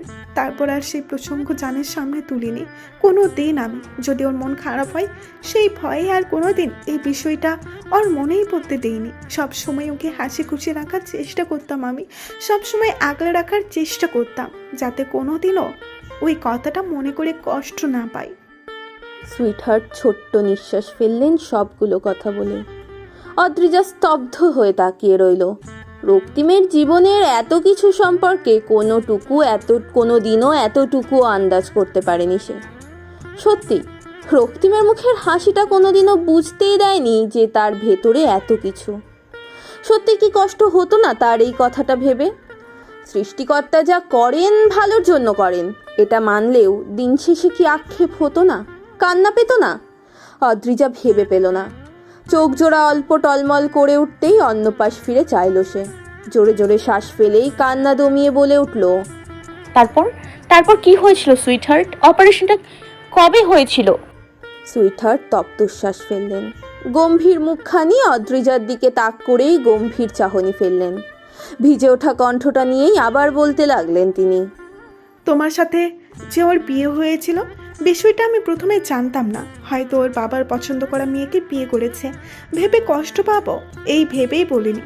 জানি না ঠিক, তবে হয়তো বা তোমার সাথে বিয়ের পর থেকেই রক্তিম তার নিজের সাথে ভেতরে ভেতরে লড়তে থাকলো। নিজের সাথে নিজেই প্রতিনিয়ত লড়তে লড়তে যখন ক্লান্ত হয়ে যেত, পরাজিত হয়ে যেত, তখনই টলমলে চোখে চেয়ে থাকতো ও। কোনো দিন কান্নাও করতো। আমি অবাক হয়ে যাইতাম। সেসব দুঃখকে লুকিয়ে হাসতে জানে, সে যে কাঁদতেও জানে, তা ওই দিনগুলোতেই আমি টের পেয়েছিলাম। আমার ছোট্ট দাদু ভাই যে সেই ছোট্টটি রয়ে গেছে, তা ওই দিনগুলোতেই আমি বুঝেছিলাম। বারবার বলতো, সৃষ্টিকর্তা এমন কেন করলো আমার সাথে? আমি দীর্ঘশ্বাস ফেলতাম। প্রায় 1 মাস থেকে কম হবে অবশ্য। ও আমার থেকে দূরে ছিল। জিজ্ঞেস করলেই বলতো অফিসের কাজ। সেই প্রথম ও আমার সাথে কিছু লুকিয়ে গিয়েছিল। তোমার সাথে ওর বিয়ের বিষয়টা লুকিয়ে গিয়েছিল। যেদিন জানতে পারলাম তোমাদের বিয়ের বিষয়টা, আমি বাকরুদ্ধ হয়ে তাকিয়েছিলাম। সত্যি বিশ্বাস হচ্ছিল না আমার। পর মুহূর্তে অবশ্য আমি হেসেছিলাম। আমি সত্যিই চেয়েছিলাম ওর জীবনে কেউ আসুক, কেউ ভালোবাসুক ওকে। আমি যখন থাকবো না দুনিয়ায়, তখন যাতে কেউ তাকে ভালোবেসে আঁকড়ে রাখে। সত্যিই চেয়েছিলাম। সৃষ্টিকর্তা সেই ইচ্ছেটাই পূরণ করলেন আমায়, তোমায় এনে। তখনই বুঝেছিলাম দিনের পর দিন ওর মন খারাপের কারণ, কান্নার কারণ। বুঝতে পেরেছিলাম ও তোমায় ভালোবাসে। সেদিন সত্যিই কতটা খুশি হয়েছিলাম আমি জানা নেই। মনে মনে বারবার সৃষ্টিকর্তাকে ধন্যবাদ জানিয়েছিলাম। কিন্তু ওই যে দিন শেষে ওই একটাই ভয়, ওই ভয়টার কারণেই ও তোমাকে দূরে সরিয়ে দিতে চেয়েছিল। ওই ভয়টার কারণেই তোমার সুন্দর জীবনটাকে ওর অনিশ্চিত জীবনের সাথে জড়াতে চাইনি। নিজের ভালোবাসায় ওকেও বিধাতারই অভিশাপের ভেতর মুড়িয়ে নিয়েছিলাম। ভালোবাসার মানুষটা নিজের জেনেও পর করে দিতে চেয়েছিলাম, শুধু ওই একটাই কারণে। অদ্রিজা থমকে গেল। রক্তিম যে তাকে ভালোবাসে কথাটা মস্তিষ্ক পর্যন্ত পৌঁছাতেই কেঁপে উঠল তার শরীর। কিছুতেই বোধগম্য হলো না কথাটা। মনটা বাচ্চাদের মতোই বারংবার জিজ্ঞেস করলো, সত্যি সত্যি রক্তিম তোমাকে ভালোবাসে অদ্রিজা? অদ্রিজা চোখ বন্ধ করলো। রক্তিম তাকে ভালোবাসে কথাটা বারংবার মনের ভেতর ঘুরতে লাগলো তার। চোখ মেলেই সুপ্তশ্বাস ফেলে সুইটহার্টের দিকে তাকালো। প্রশ্ন করলো, উনি আমাকে ভালোবাসে কিভাবে? কি বলছো তুমি সুইটহার্ট? সুইটহার্ট মুচকি হাসলেন, বললেন, সেটা না হয় ওর কাছ থেকে জেনে নিও অদ্রি। ভালোবাসে কিনা জিজ্ঞেস করে নিও। উনি বলবেন উনি আমায় ভালোবাসেন, স্বীকার করবেন? সেটা তো জানা নেই। অদ্রিজা হতবিহ্বল চাহনি নিয়ে তাকালো, ঠোঁট চেপে বলল, তারপর কি হয়েছে? তারপর ও তোমায় দূরে সরিয়ে দিল। সিদ্ধান্ত নিয়েই নিল আর অনিশ্চিত জীবনের সাথে তোমার জীবন কিছুতেই জড়াবে না। সেই হিসাবে তোমার মায়ের কাছে ভুলভাল সব প্রমাণ করে তোমায় রেখে আসলো, ভেবে নিয়েছিল এবার তোমার আর ওর পথ আলাদা। সেই আলাদা পথ হাঁটতে গিয়ে নিজেই বারবার রক্ত ছড়িয়েছে, নিজেই কষ্ট পেয়েছে, চিৎকার করে কেঁদেছে শুধুমাত্র তোমার থেকে আলাদা হওয়ার কষ্টে। দিন শেষে সেই কষ্টগুলোকে আপন করেও নিজেকে আলাদা রাখলো তোমার থেকে, কিন্তু বিধাতা বোধ হয় তা চায়নি। তাই তো মাসখানেক পর আত্রিয়া কল করে বলল তুমি মা হতে চলেছ।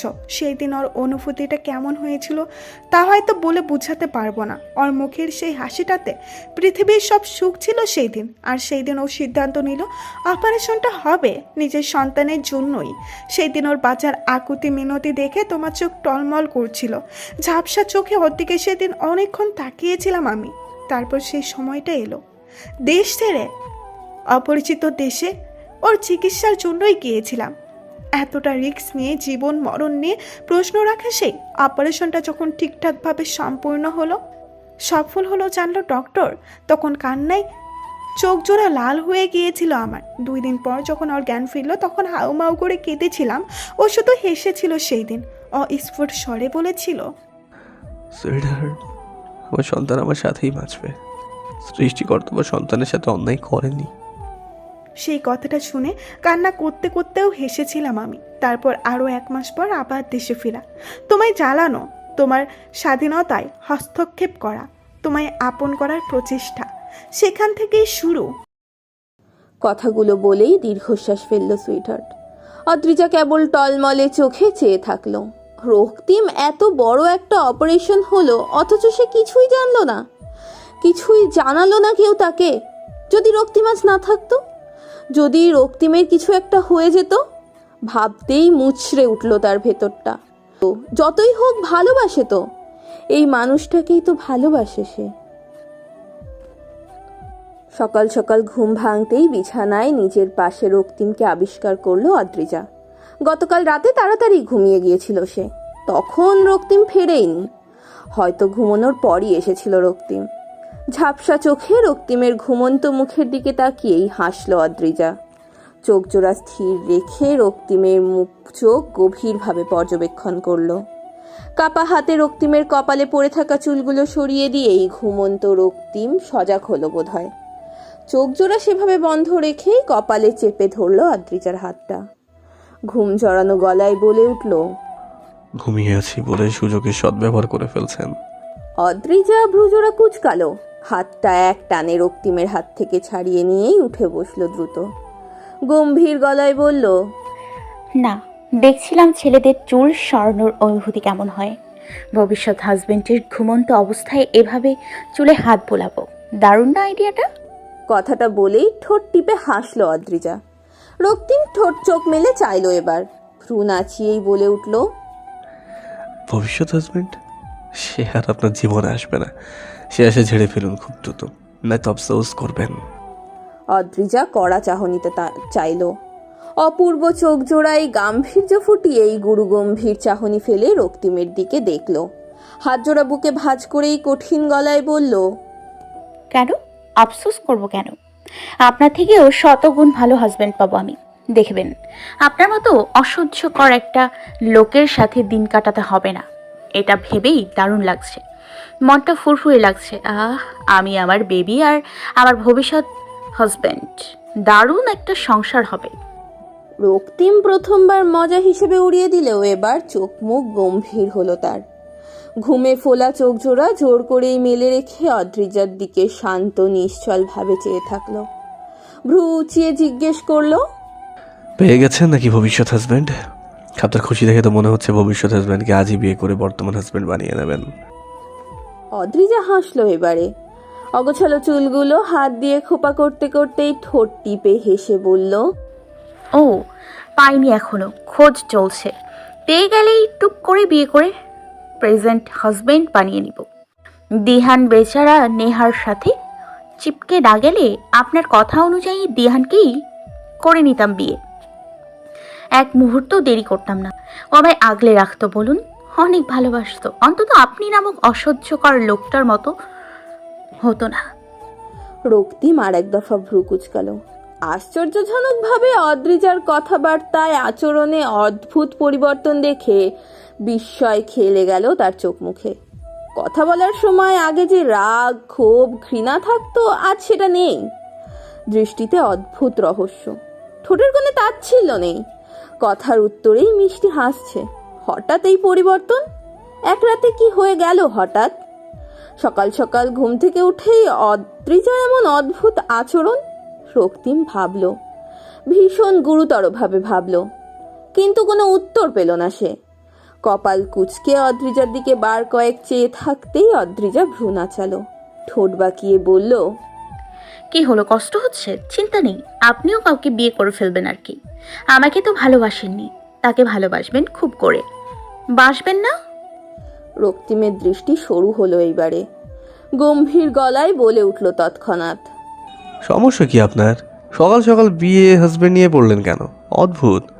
অদ্রিজা ঠোঁট কামড়ে হাসলো, চোখে মুখে হাসির রেশ ফুটিয়েই বলে উঠল, কেন অদ্ভুত? কেন? চুক্তি হোক বা স্বাভাবিক, আপনার সাথে আমার বিয়েটা তো হয়েছে। আপাতত আমি তো আপনার স্ত্রী।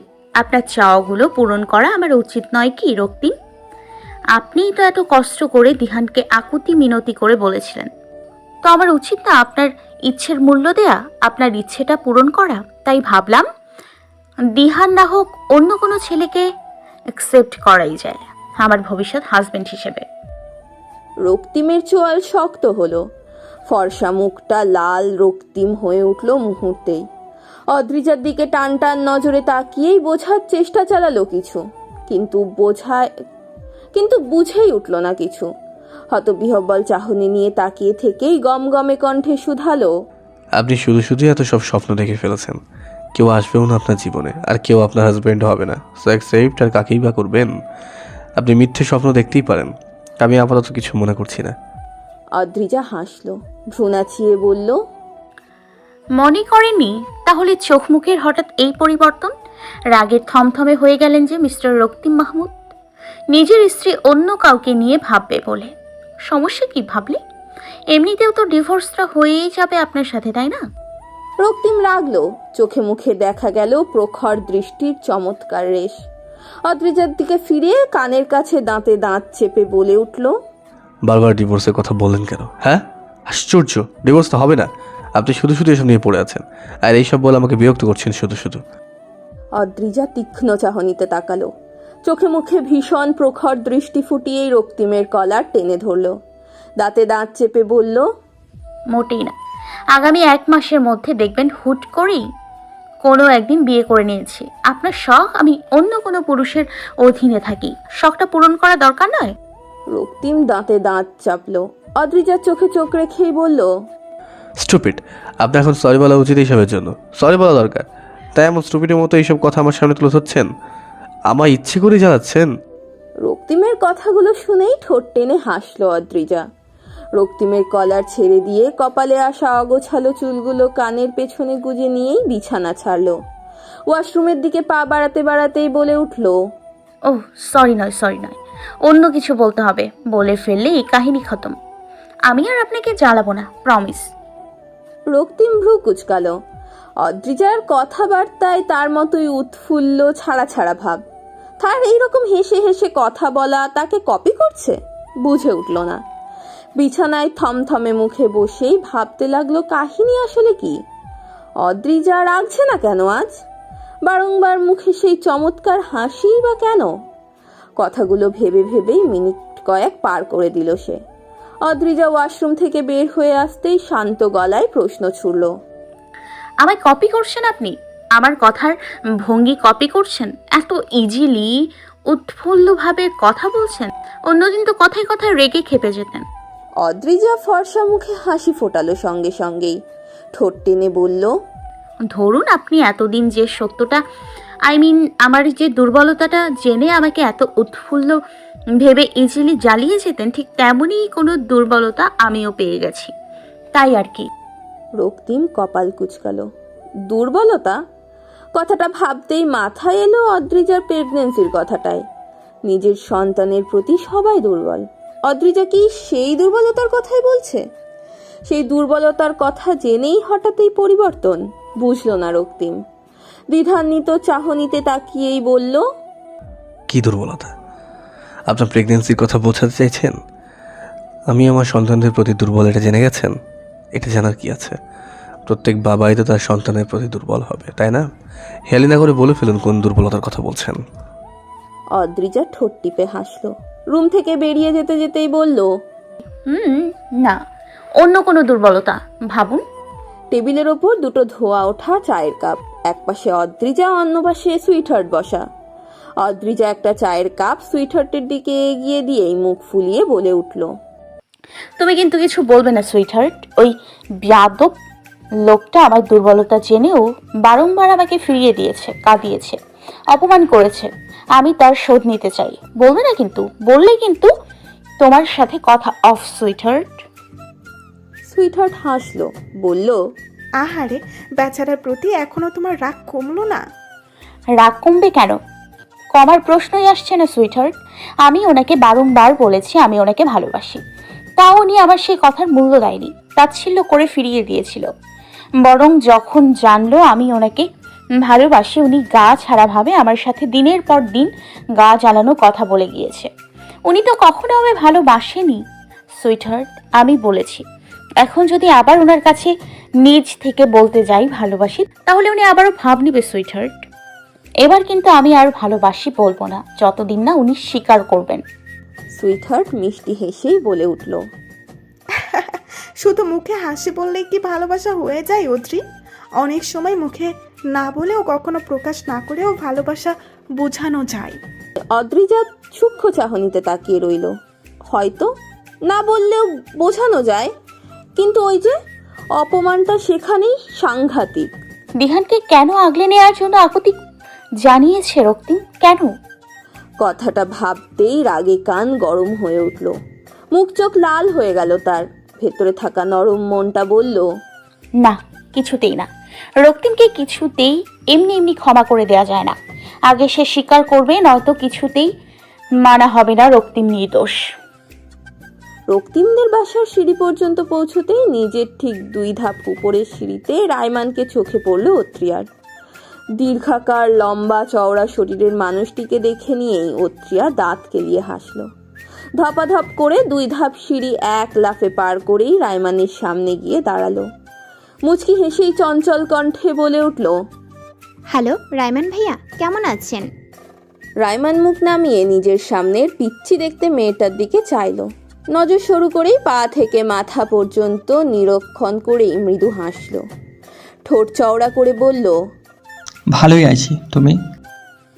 অত্রিয়া খিলখিলিয়ে হাসল, ভ্রু উঁচিয়ে বলল, আপনি আপনি এখানে কেন তা আগে বলেন। প্রশ্নটা তো আমি করলাম, উত্তরটা তুমি আগে দিবে, তারপর আমি। অত্রিয়া ঠোঁট উল্টালো। উপস, কথাটা তো প্রথমে আমিই বলেছি আপনার সাথে, সুতরাং উত্তরটা আগে আমারই প্রাপ্য। চটপট বলে ফেলুন, এখানে কেন? বিয়ের কার্ড দিতে এসেছেন? ইনভাইট করতে এসেছেন আপুদের? দেখি আপনার বিয়ের কার্ডটা কোথায়, দিন না দেখি। রায়মান হতাশ হলো। চোখ ছোট ছোট করে অত্রিয়ার দিকে তাকিয়ে রইল কিছুটা সময়। তাকে কিছু বলতে না দিয়েই অনবরত বলতে থাকা মেয়েটাকে একটুও বিরক্ত মনে হলো না, বরং মুখ চেপে হাসি আসলো তার। মেয়েটা সত্যিই পিচ্ছি, নয়তো কি এভাবে কিছু বলার সুযোগ না দিয়েই বকে যেত। ঠোঁট চেপে হেসেই অত্রিয়ার দিকে তাকিয়ে বলে উঠল, অপর পাশে কোনো ব্যক্তি যে আছে ভুলে যাও নাকি? কিছু বলার সুযোগ দেওয়া তো উচিত অপর পাশের মানুষটাকে। অদ্রি, দিলাম তো সুযোগ, বিয়ের কার্ডটা দেখালেন না ভাইয়া। দেখালে কি আপনার বিয়েতে নজর পড়ে যাবে? রায়মান ভ্রু নাচিয়ে বলল, কে জানে, নজর লাগলেও লাগতে পারে। আমার দিকে ড্যাব ড্যাব করে তাকিয়ে থেকে থেকে নজর লাগিয়ে দিলে, যদি বিয়েতেও নজর লাগিয়ে দাও, সাংঘাতিক ব্যাপার স্যাপার হয়ে যাবে। বিয়েটা যদি ভেঙে যায়। অত্রিয়া মুখ ফোলালো, ঠোঁট উল্টে নিয়েই বলল, তার মানে আপনার বিয়েটা হয়ে যাচ্ছে, বিয়েটা করে নিচ্ছেন আপনি পাত্রীকে? রায়মান চাপা হাসলো, দাঁত কেলিয়ে বলল, আর কতকাল একা থাকবো বলো? বিয়ে করা অনুচিত হয়ে যাবে।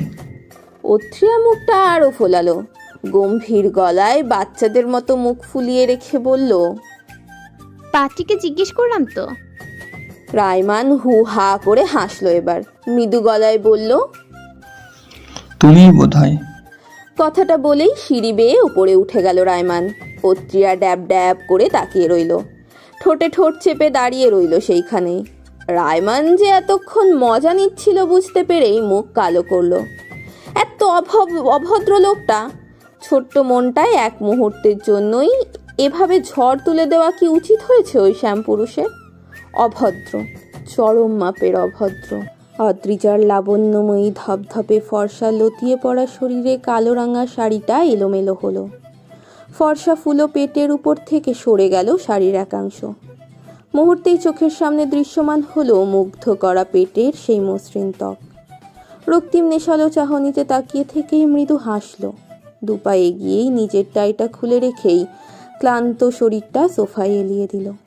চোখজোড়া কিছুক্ষণ বন্ধ রেখেই আবারও মেলে ধরল। অদ্রিজার দিকে আবারও তাকাতে গলা শুকিয়ে আসলো তার মুহূর্তেই। সঙ্গে সঙ্গেই সামনের বোতলটা থেকে ঢক ঢক করে পানি গিলে নিয়ে সোজা হয়ে দাঁড়ালো সে। ঘড়িতে তখন মাত্র সন্ধে 6টা। এই ভর সন্ধ্যায় অদ্রিজার ঘুমন্ত মুখটা দেখে নিয়েই ছোট্ট শ্বাস ফেলল। প্রেগন্যান্সির শুরু থেকে অদ্রিজার ক্লান্তিটা বুঝে উঠেই চোখ মুখ গম্ভীর করলো সে। ধীর পায়ে কয়েক কদম এগিয়ে যেতেই কানে এলো অত্রিয়া আর রায়মানের চাপা গলা। রক্তিম ভ্রু কুচকালো। দরজা হালকা ভিড়িয়ে দিয়েই বেরিয়ে আসলো রুম থেকে। ড্রয়িং রুমের মাঝ বরাবর দাঁড়িয়ে থাকা রায়মান আর অত্রিয়ার দিকে চোখজোড়া সরু করে তাকাতেই অত্রিয়া খিলখিলিয়ে হাসল। ভ্রু নাচিয়েই বলে উঠল, আপনার বন্ধুর জন্য একটা সুন্দরী মেয়ে দেখছি জিজু। মেয়েটারও আপনার এই খারাপ দেখতে বন্ধুকে পছন্দ। শুধু পছন্দ নয়, চরম রকম পছন্দ। এখন আপনার বন্ধু বিয়ে নিয়ে এত সিরিয়াস হয়েও এই মুহূর্তে মজা করছে। মেয়েটার প্রতি অন্যায় হয়ে যাচ্ছে না বলুন? রক্তিম ঠোঁট টেনে হাসল, মৃদু গলায় বলল, রায়মানের জন্য তো পাত্রী অনেক আগে থেকে ঠিক করা আছে। তুমি কেন শুধু শুধু কষ্ট করে মেয়ে দেখতে গেলে অত্রিয়া? বৃথা কষ্ট করলে। অত্রিয়া বড় বড় চোখে একবার রায়মান তো একবার রক্তিমের দিকে তাকালো। ভ্রু কুচকেই বলল, সত্যি? মানে সত্যি উনি এটা নিয়েও মজা করলেন? কি সাংঘাতিক কষ্ট পেলাম। রক্তিম হাসলো। এগিয়ে গিয়ে রায়মানের কানের কাছে কিছু বলেই হু হা করে হেসে উঠল দুজনেই। সেই হাসির কম্পনে কম্পিত হলো পুরো রুম। অত্রিয়া বোকার মতোই চেয়ে রইল। দুজনের হঠাৎ রুম কাঁপানো এই হাসির কোনো অর্থ খুঁজে না পেয়েই ড্যাব ড্যাব করে তাকিয়ে রইল সে। কপাল কুচকে জিজ্ঞেস করলো, কি হলো? হাসছেন কেন আপনারা? কি এমন বললাম আমি? রক্তিম মুখটা নিষ্পাপ বাচ্চার মতো করার চেষ্টা করলো। হাসিটা চেপে রাখার অদম্য চেষ্টা চালিয়েই কণ্ঠটা ভারী করে বলে উঠল সে, না, কি বলবে তুমি? তুমি একেবারেই ছোট। ওই ছোট মাথায় আমাদের হাসির বিষয়বস্তু বোধগম্য হবে না। তার থেকে রায়মানের জন্য মেয়ে দেখতেই থাকো। ওর পছন্দ না হলে আমাকে ট্রান্সফার করে দিও তাদের। আমি এখনও পিওর সিঙ্গেলই আছি। যতজনই আসুক সামলে দেব। শত হোক সুন্দরীদের ফেরানো যায় না, তাই না বলো? অত্রিয়া ঠোঁট উল্টালো।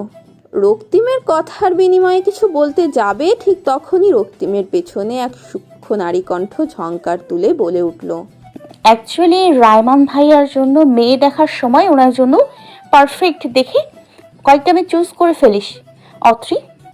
আমি চলে যাওয়ার পর বেচারা একা একা দেবদাস হয়ে থাকবে। বল, আমি ওনাকে একটা সুন্দরী রমণীর হাতে তুলে দিয়ে তবেই নিশ্চিত হয়ে সুখে সংসার করব। নয়তো দেখা যাবে ওনার অভিশাপে আমার ভবিষ্যৎ সংসার দুদিনেই ভেঙে যাবে। রক্তিম ঘাড় ঘোরালো। নজর তীক্ষ্ণ করে অদ্রিজার ঘুমু ঘুমু ফুলে থাকা চোখজোড়ার দিকে তাকিয়ে রইল বেশ কিছুক্ষণ।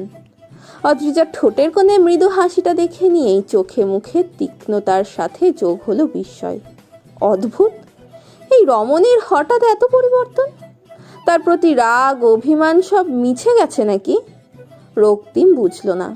মনকে বার কয়েক জিজ্ঞেস করেও বিশেষ লাভ হলো না। চোখ জোড়া সরু রেখেই কয়েক পা এগিয়ে অদ্রিজার সামনে দাঁড়ালো। মৃদু গলায় বলল, একটা কথা কিছুতেই বুঝতে পারছি না অদ্রিজা, আপনার এই পরিবর্তনের রহস্যটা কি? কাইন্ডলি বলবেন। আর বিয়ের এত শখ উঠলো কোথা থেকে হঠাৎ? আমার আপনার ডিভোর্স হয়ে যায়নি মনে রাখবেন, কিন্তু এটা বেশি বিয়ে বিয়ে বলে লাফালাফি করবেন না তো দড়ি দিয়ে বেঁধে পাশে আটকে রাখবো, ভালো হবে সেটা? অদ্রিজা কপাল কুঁচকে ফেলল। রক্তিমের কথার পিঠেই বলে উঠল, কেন কেন বেঁধে রাখবেন কেন? আশ্চর্য! আমি বিয়ে করলে আপনার সমস্যা কি? আপনাকেও সুন্দরী কোনো মেয়ের সাথে বিয়ে দিয়ে দিব, নো চিন্তা। রক্তিম দাঁতে দাঁত চাপল।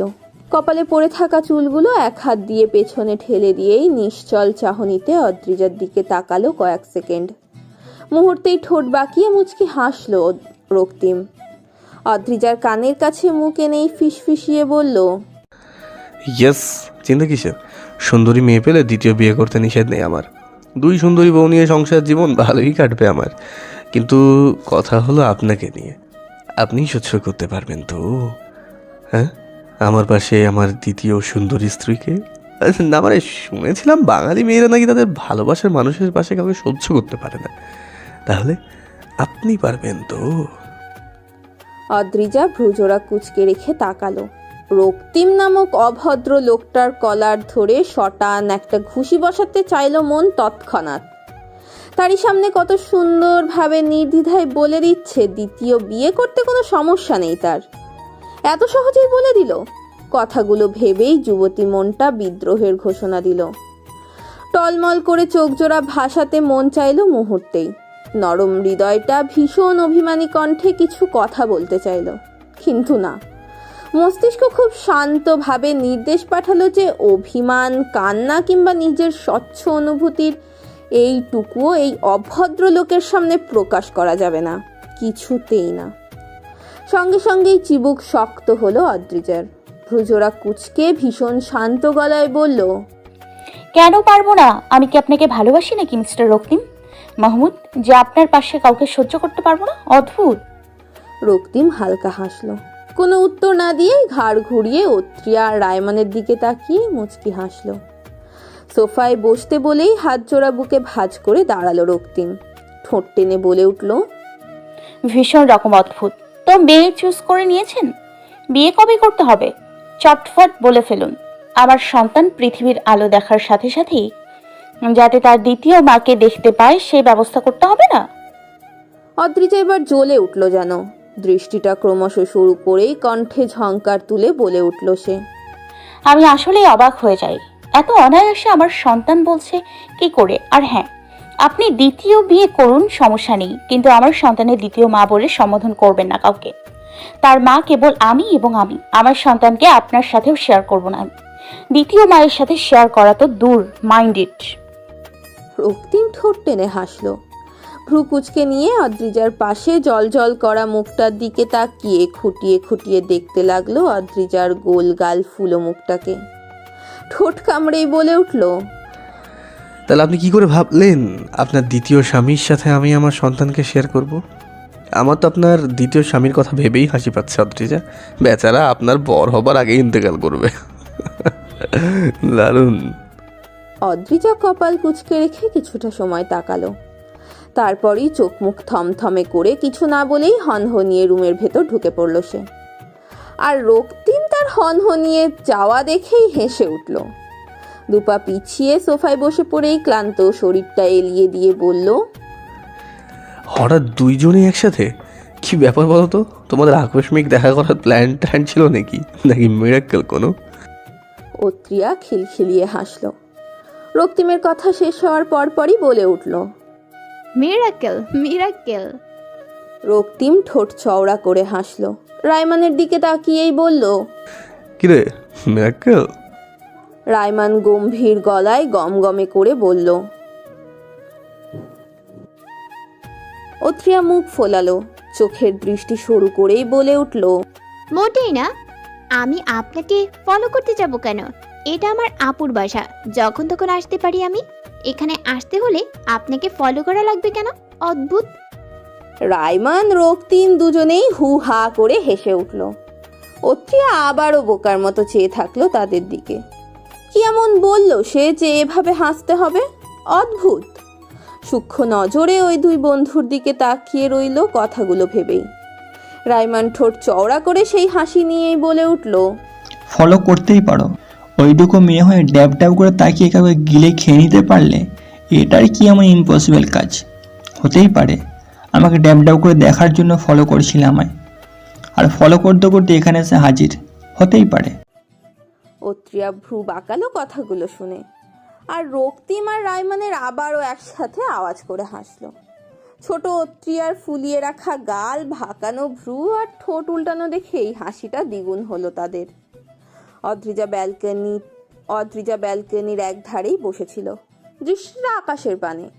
লতানো ছোট্ট রূপবতী শরীরটায় জড়ানো কালো রঙা শাড়িটায় ব্যালকনির হলদেটে আলো স্পষ্ট। লাবণ্যময়ী শরীরের ভাঁজে ভাঁজে লাবণ্যময় সৌন্দর্যের আভাস। নরম ফর্সা গালে আদুরে সৌন্দর্যের ঢেউ খেলে গেছে। রক্তিম মুচকি হেসেই চাপা স্বরে বলে উঠল, আপনার সৌন্দর্য দিন দিন বাড়ছে অদ্রিজা। দিনের পর দিন আপনি যে চরম রকম সুন্দর হয়ে উঠছেন জানেন। আমি যে সৌন্দর্যে প্রতিনিয়ত বেসামাল হয়ে উঠছি, আপনি বুঝেই উঠছেন না। কতটা স্যাক্রিফাইস করছি আমি আন্দাজও নেই আপনার। এতটা স্যাক্রিফাইস করা চাই বলুন তো? অদ্রিজা চোখ ফিরিয়ে চাইল রক্তিমের দিকে। তার মুখে চোখে দুষ্টুমি মাখা হাসির রেশ, দাঁত কেলানো হাসি। হাত জোড়া বুকে ভাঁজ করে রেখে দেওয়ালে হেলান দিয়ে দাঁড়ানো। অদ্রিজা এক নজর তাকিয়েই রক্তিমকে পরখ করে চুপ রইল। রক্তিমের সাথে একটা কথাও না বাড়িয়ে চুপচাপ এড়িয়ে গেল। ব্যালকনিতে সে ব্যতীত অন্য কেউ আছে কথাটা ভুলে বসেই একইভাবে আকাশের দিকে তাকিয়ে রইল। রক্তিম বোধহয় বিরক্ত হলো এবার। কপাল কুঁচকে অদ্রিজার সামনে সেই ঠোঁট টিপে আহত কণ্ঠে বলল, সত্যি আপনি বেসামাল সুন্দরী হয়ে উঠছেন। I can't control. অদ্রিজা চোখ তুলে অগ্নির দৃষ্টিতে তাকালো। রক্তিমের শীতল জড়ানো কণ্ঠে বলা কথাগুলো শুনেও তার কোনো ভাবাবেগ হলো না। দাঁতে দাঁত চেপে রেখেই কঠিন গলায় বলল, ভালো লাগছে না আমার, একা থাকতে পারি একটু? রক্তিমের নির্বিকার উত্তর, একদমই না। আমি থাকতে একা কেন থাকবেন আপনি? আছি না আমি। অদ্রিজা দ্বিগুণ বিরক্ত হলো। রক্তিম বিরক্তটা বুঝতে পেরেই অদ্রিজার কানের কাছে মুখ নিয়েই ফিসফিসিয়ে বলে উঠল, এত রাগ করবেন না অদ্রিজা। এমনিতেই বাড়তি রকম সৌন্দর্যে কন্ট্রোললেস হয়ে যাচ্ছি আমি। আপনার রাগে লাল হওয়া মুখ দেখে বেশ কষ্টে কন্ট্রোল করো নিজেকে। সত্যি সত্যিই কন্ট্রোললেস করে ফেলতে চাই না। আবার শাড়িতে, শাড়ির আঁকা বাঁকা রূপে আপনি ময় আসক্তিতে মাতাল হয়ে যাচ্ছি। কথাটা বলেই বুকের বাঁ পাশে হাত রাখলো রক্তিম। চোখে মুখে দুষ্টুমি মাখা হাসিটা স্থির রেখেই চোখ জোড়া বন্ধ করে জোরে জোরে নিঃশ্বাস ফেলল। অদ্রিজা বড় বড় চোখ করে রাগ নিয়েই তাকিয়ে রইল রক্তিমের দিকে। ঠোঁট কেলিয়ে হেসেই অদ্রিজার দিকে তাকিয়ে চোখ টিপে দ্রুত হুড়মুড় করে বেরিয়ে আসলো রুম থেকে। ওই সাংঘাতিক রাগের মুখোমুখি হতে হলে নিশ্চয়ই আজ আবারও উষ্ণ ঠোঁটের স্পর্শ অদ্রিজার ঠোঁটে গিয়ে ঠেকবে। এই চরম রকম ঘটনাটা দ্বিতীয়বার না ঘটিয়ে কেটে পড়াই শ্রেয়। দিহানের হাতটা এক হাত দিয়ে শক্ত করে চেপে ধরেই আর এক হাত দিয়ে পেট চেপে ধরল অদ্রিজা। কম্পনরত চাহনি নিয়ে চাতক পাখির মতো মাঠের আশেপাশে তাকালো বার কয়েক। কোনো পরিচিত মুখ ভেসে উঠল না। নেহাও বোধহয় আজ ভার্সিটিতে আসেনি। পেটের অসম্ভব ব্যথায় বাধ্য হয়েই দিহান নামক যুবকটিরই সাহায্য নিতে হলো। যে যুবকটিকে সে ভালোবাসার সুযোগ দেবে বলেও দেয়নি, ঠকিয়েছিল, সেই যুবকটির হাতই শক্ত করে চেপে ধরল নিঃসন্দেহে। এক ঝুড়ি ভরসা আশ্বাস নিয়েই দিহানের ঘাম জড়ানো মুখের দিকে চাইল অদ্রিজা। তলপেটটা হাত দিয়ে খামচে ধরেই অস্পষ্ট কণ্ঠে বলল, দিদি দিহান, নেহাকে একটু বলবে আসতে প্লিজ, কল করো একটু ওকে। দিহান বোকার মতো চাইল। অদ্রিজার অসুস্থতা দেখেই ভরকে গেল। মাথা ফাঁকা লাগলো কয়েক মুহূর্ত। কি করবে কি বলবে বুঝে না উঠেই শূন্যের দিকে তাকিয়ে জোরে জোরে শ্বাস ফেলল সে। কপাল চেপে ধরে পকেট থেকে মোবাইলটা বের করতে করতেই অদ্রিজাকে বলে উঠল, দ্রিজা, এখানে অনেক রোদ, বসবে একটু কোথাও, হয়তো ভালো লাগবে। এমন রোদে দাঁড়িয়ে থাকলে তো শরীর আরও খারাপ হয়ে যাবে। অদ্রিজা মিনমিনে চোখে চাইল।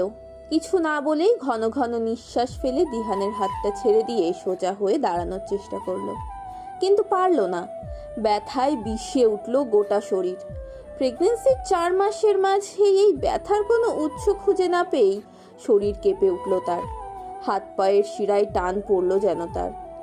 2 হাত দিয়ে তলপেটটা চেপে ধরেই টলমল করা চোখ জোড়া বন্ধ করে নিল অদ্রিজা। সঙ্গে সঙ্গেই নরম গাল বেয়ে গড়িয়ে পড়ল নোনতা পানি। দিহান ছোট ছোট চোখে অদ্রিজার গাল বেয়ে নোনতা পানি গড়ানো, অস্থিরতা, অস্বাভাবিক ব্যথায় মুখ চোখ নীল হওয়া সবটাই পর্যবেক্ষণ করলো। নেহাকে কল করে দ্রুত আসতে বলেই কলটা কাটলো। এক দৌড়ে ভার্সিটির সামনে থাকা টং দোকানটা থেকে একটা পানির বোতল নিয়েই আবারও দৌড়ে এসে দাঁড়ালো অদ্রিজার সামনে। পানির বোতলটা এগিয়ে দিয়েই কপালের ঘাম মুছতে মুছতে বলে উঠল, অল্প পানি খেয়ে মুখে পানি ছিটে দাও, হয়তো ভালো লাগবে। হঠাৎ এমন ব্যথা হচ্ছে কেন, কিছুই তো বুঝতে পারছি না। অদ্রিজা মাথা তুলে ঝাপসা চোখে দিহানের দিকে তাকালো। চোখের ঘন পাপড়িগুলো ভিজে উঠল মুহূর্তেই। শূন্য সাদা অনুভূতিহীন মুখটা ব্যথায় ক্রমশ নীলাভ হয়ে উঠল যেন। দাঁতে দাঁত চেপেই কোনো মতে বলে উঠল সে, দেয়ালের সাথে ধাক্কা খেয়েছিলাম সিঁড়ি দিয়ে নামার সময়।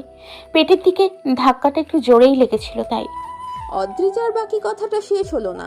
ব্যথায় বিষিয়ে উঠল মন প্রাণ। দাঁতে দাঁত কামড়ে কান্না হজম করার সহস্র চেষ্টা করতে করতেই সামনে উপস্থিত হলো বিশাল দেহী লম্বা চওড়া শরীরের রক্তিম নামক যুবকটি। চোখ মুখ গম্ভীর, তার দৃষ্টি অত্যাধিক শান্ত। জমে থাকা গলাটা হালকা ঝেড়ে কোলে তুলে নিল অদ্রিজাকে। ঠোঁট চেপে শীতল কণ্ঠে বলে উঠল, চলাফেরাতে একটু হুঁশ রাখলে ক্ষতি কি হয়? আপনি তো এখন একা নন, এটা কেন মনে থাকলো না আপনার? এত তাড়াহুড়ো করে চলার কি ছিল? অদ্রিজা কিছু বলল না। রক্তিমের শার্টটা মুঠো করে খামচে ধরলো। অন্যদিনের মতো নিজেকে ছাড়ানোর চেষ্টাও চালালো না আজ। হাত পা জমে উঠল ক্রমশ। ভারী শরীরটার নিয়ন্ত্রণ যেন নিজের উপর আর রাখা গেল না। রক্তিমের বাহু ডোরে নিজের পুরো শরীরের ভার এলিয়ে পড়ল মুহূর্তেই। চোখ জোড়া বুঝে নিতে নিতেই অস্ফুট কণ্ঠে বলে উঠল সে, আমায় কোলে তুললেন কোন সাহসে? আমি যেতে পারবো। রক্তিম এবার গম্ভীর মুখচাহনিতেও হাসি ফুটল। ঠোঁট চওড়া করে হেসেই দিহানকে ধন্যবাদ জানিয়ে পা বাড়ালো। গাড়ির সিটে অদ্রিজাকে আলতো করে বসিয়ে দিয়েই বাঁকা হেসে বলে উঠল, এই না হলে রক্তিমের ওয়াইফ মরে যাবে, তবুও রক্তিমের মতোই জেদ নিয়ে বসে থাকবে। আয় হায় হায়, আপনার রাগ জেদ এসব দেখেই তো ফিদা হয়ে যায়। আর ফিদা হতে চায় না, চুপচাপ বসে থাকবেন ব্যাস। অদ্রিজা কিছু বলল না। বলার জন্য গলা দিয়ে কোনো শব্দও আসলো না অবশ্য। চোখ জোড়া বুঝে নিয়েই শরীরটা এলিয়ে দিল গাড়ির সিটে। রক্তিম ড্রাইভিং সিটে বসেই আয়নায় তাকিয়ে অদ্রিজার মুখটা দেখলো। ক্লান্তি মাখা ঝিমিয়ে পড়া চোখ, ঘেমে ওঠা কপালে ছোট ছোট চুলগুলো আটকে আছে, চুপসে আছে পুরো মুখ। রক্তিম দীর্ঘশ্বাস ফেলল। অদ্রিজার পেটের নিচে হাত জোড়া দিয়ে খিচে ধরা আর ব্যথায় নীলাভ মুখ, তিক্ত চাহনি দেখেই বুকের ভেতরটা মুচড়ে উঠল অজানা ভয়ে। জীবনের প্রতিটা মুহূর্ত, প্রতিটা ক্ষণ যেভাবে হাজারটা দুঃখ সে হাসি মুখে বরণ করেছে, সেখানে আজ এইটুকুতেই বুক ভারী হয়ে উঠছে তার। কঠিন দীর্ঘশ্বাসগুলো মুক্ত করা বেশ কঠিন হয়ে উঠেছে আজ। এটাই বুঝি একজন বাবার অনুভূতি? নিজের অনাগত সন্তানের একটুখানি ক্ষতির আভাসে বুঝি বাবাদের বুক এমনই উথাল পাথাল ঝড় সৃষ্টি হয়? আচ্ছা, তার বাবা কি তার জন্য এত উদ্বিগ্ন থাকতো? এতটা চিন্তা করতো তার জন্য? না, করেনি।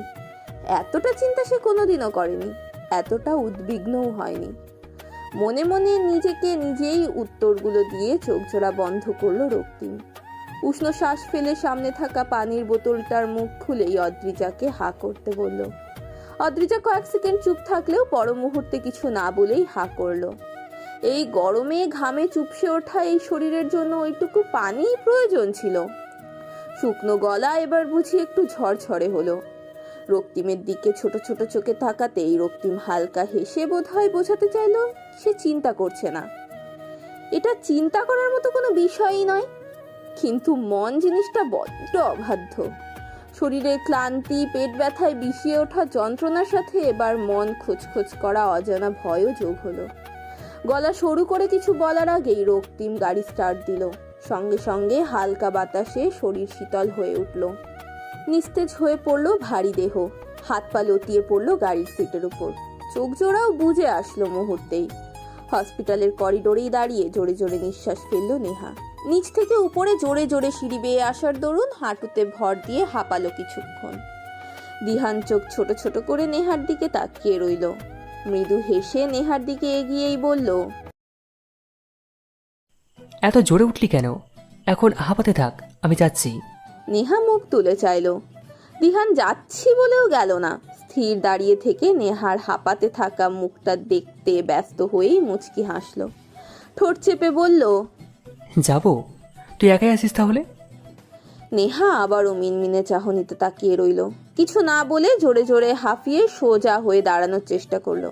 দিহানের হাতটা আকস্মিকভাবেই খপ করে ধরে নিয়ে বলে উঠল, কি আশ্চর্য, এতটা পথ যখন তোর সাথে এসেছি তখন এটুকু পথ তুই আমাকে রেখে একা চলে যাবি? এত খারাপ তুই? দিহান হালকা হাসলো। নেহার হাতটা নিজের হাতের সাথে জড়িয়ে আছে দেখেই গম্ভীর গলায় বলল, আজকে তোরা সবাই আমার হাতটাকে ধপা ধপ করে ফেলছিস কেন, সেটাই তো বুঝে উঠছি না। নেহা সরু চোখে চাইলো। কিছু বুঝেই মনে হলো কোনো কিছুই জোর করা উচিত না।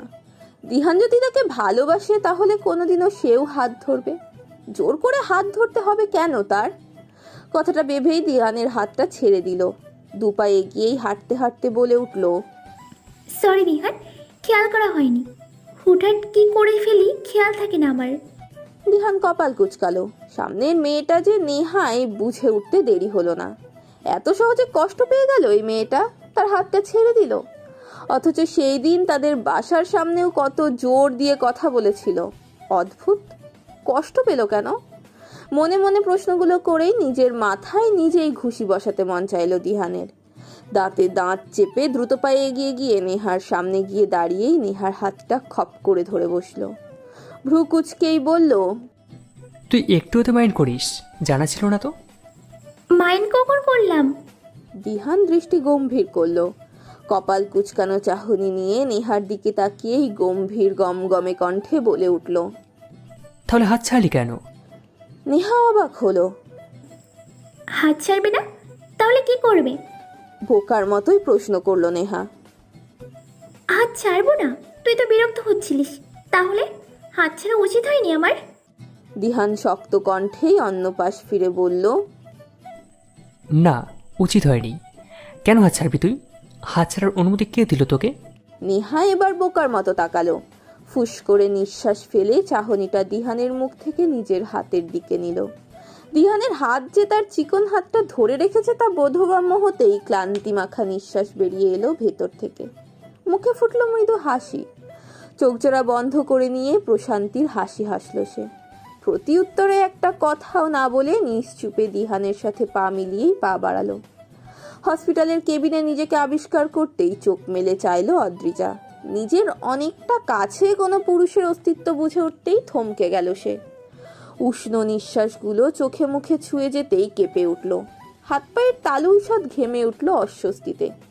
তবুও নড়াচড়া করার মতো এতটুকু শক্তি পেল না সে নিজের মধ্যে। বার কয়েক শুকনো ঢোক গিলেও নিজের মুখের উপর উপচে থাকা পুরুষটি সরার জন্য বলতে পারল না সে। মুখ দিয়ে একটা শব্দও বের হলো না তার। বিস্ময় অস্বস্তি নিয়ে ছোট ছোট চোখে উপরের দিকে তাকাতেই বুঝতে পারলো সামনের লোকটা ফুপাচ্ছে। আরও বুঝলো লোকটার ঠোঁট জোড়া তার কপালে মসৃণ ত্বকটাতেই স্থির। অদ্রিজা হালকা কাঁপলো, হাঁসফাঁস করে উঠল। অস্ফুট স্বরে অনেক চেষ্টা করেই বলল, রক্তিম। অদ্রিজার অস্ফুট স্বরে কেঁপে কেঁপে বলা কথাগুলো শুনেই সামনের লোকটা মুহূর্তে এক লাফে সরে দাঁড়ালো। অদ্রিজা এতক্ষণ জেগেছিল ভেবেই চমকালো সে। কণ্ঠ নিচু করেই গমে কণ্ঠে বলল, সরি, বুঝতে পারিনি, সরি। আপনি জেগে আছেন? অদ্রিজা কিছু বলতে পারল না। অবাক হয়ে তাকিয়ে রইল স্থির দৃষ্টিতে। রক্তিমের শুকনো চোখ মুখ পরক করেই গলা শুকিয়ে আসলো মুহূর্তেই। কি এমন হয়েছে রক্তিম এতটা চুপচাপ, এতটা শান্ত? শরীর শিউরে উঠল মুহূর্তেই। চোখ জোড়া ছোট ছোট করে স্থির ভাবে রক্তিমের দিকে তাকাতেই মনে জাগলো কঠিন প্রশ্ন। কাপা কাপা ভাবে বাম হাতটা দিয়ে ঠেকলো তার পেটে। ঠোঁটের ঠোঁট চেপেই বলে উঠল, রক্তিম। বাকি কথাটা বলা হলো না অদ্রিজার। রক্তিম তার তর্জনী আঙুলটা অদ্রিজার ঠোঁটে রেখেই হালকা হাসলো। কণ্ঠটা ফিচেল করার চেষ্টা করেই বাঁকা হাসার চেষ্টা করলো, কিন্তু চেষ্টা সফল হলো না। স্পষ্ট বোঝা গেল রক্তিমের হাসিটা বানোয়ার। চোখে মুখে হাসির সেই উচ্ছলতাটা ফুটেই উঠল না। তবুও বানোয়ার সেই হাসি নিয়েই বোঝাতে চাইল সবটা ঠিক আছে, কোনো চিন্তা নেই। কিন্তু মিথ্যে সেই সান্ত্বনাতে অদ্রিজার মন মানল না। স্থির নয়নে তাকিয়ে আবারও বলার চেষ্টা করলো। আমি রক্তিম আবারও আঙুলটা অদ্রিজার ঠোঁটে রেখেই লম্বা নিঃশ্বাস ফেলল। চোখে মুখে হাসির রেখা ফোটানোর চেষ্টা চালিয়ে শুকনো কণ্ঠে বলল, আপনার শরীরে ইনজেক্ট করা হয়েছে, ঘুমানোর কথা আপনার, ঘুমন। আপনার শরীরটা দুর্বল, পরে কথা বলার শক্তি পেলে কথাগুলো বলে নেবেন, ওকে? যা জানা জেনে নেবেন। এখন প্লিজ একটু চুপ থাকুন, প্লিজ। বেবিটা আপনার ওয়াইফের অসতর্কতাবশত চলাফেরার জন্য অল্পের জন্য নিজের অস্তিত্ব হারায়নি মিস্টার রক্তিম মাহমুদ। তবে একেবারেই যে বেবিটাকে নিয়ে ভয় কেটে গিয়েছে তা একদমই নয়। ওনার পেট ব্যথা সহ আরও বিভিন্ন প্রবলেম হতে পারে প্রেগনেন্সির সময়টাতে। বাচ্চাটা মিসক্যারেজও হতে পারে। ওনাকে সতর্ক হয়ে চলাফেরা করতে বলবেন। আর হ্যাঁ, নিয়মিত ঔষধ আর একদমই রেস্টে থাকতে বলবেন। আশা করি নিজেদের ভবিষ্যৎ বেবির কথা ভেবে এইটুকু অবশ্যই মেনে চলবেন, রাইট? রক্তিম হালকা হাসার চেষ্টা করলো। নিজের সামনেই কম বয়সী যুবতী ডক্টর, হাতে রিপোর্ট, দৃষ্টি অতি তীক্ষ্ণ রেখে রিপোর্টগুলোর দিকে চেয়ে আছে সেই যুবতী ডক্টর।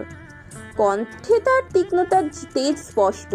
রক্তিম চোখ তুলে তাকিয়ে কিছু বলতে নিতেই সামনের সুন্দরী ডক্টর আবারও বলে উঠল, যদি এরপরও এমন কিছু হয় তাহলে সত্যি বেবিটা মিসক্যারেজ হয়ে যেতে পারে মিস্টার রক্তিম।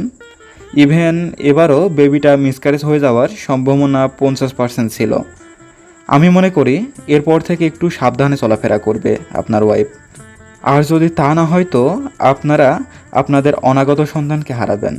তাছাড়া বিভিন্ন প্রবলেমও হতে পারে। উনি যতটা হালকাভাবে আঘাত পেয়েছেন বলছেন, বিষয়টা অতটাও হালকা নয়। আমার মনে হয় না, আপনাদের খেয়াল রাখা উচিত ছিল। প্রেগনেন্সির এই কয়েকটা মাস একটু সতর্ক নিয়ে চলাফেরা করা উচিত। আমি জানি না ওনার প্রেগনেন্সির জার্নিটা কেমন কাটবে, তবে বেশ ভালো কাটবে না, এতটুকু বলতে পারি। তবে সতর্ক হয়ে চললে আশা করি কিছু হবে না। রক্তিমের মুখ গম্ভীর হলো, ঠোঁট চেপে জোরে শ্বাস ফেলেই বলে উঠল, হ্যাঁ, এরপর আর অসতর্কতা নিয়ে চলাফেরা করবেন না, আমি দেবো না ওরকম করতে। কথাটা বলেই উঠে দাঁড়ালো। মুচকি হেসে ডক্টরের কেবিন থেকে বেরিয়ে এসে অদ্রিজার উদ্দেশ্যে পা বাড়ালো। মিনিট দুয়েকের মধ্যেই পৌঁছেও গেল অদ্রিজার কাছে। বেঘোরে ঘুমাচ্ছে সে, চোখ জোড়া বন্ধ। রক্তিম মৃদু হাসলো। সেই বদ্ধ চোখ জোড়া আর ঘুমন্ত মুখের দিকে তাকিয়েই হাসলো সে।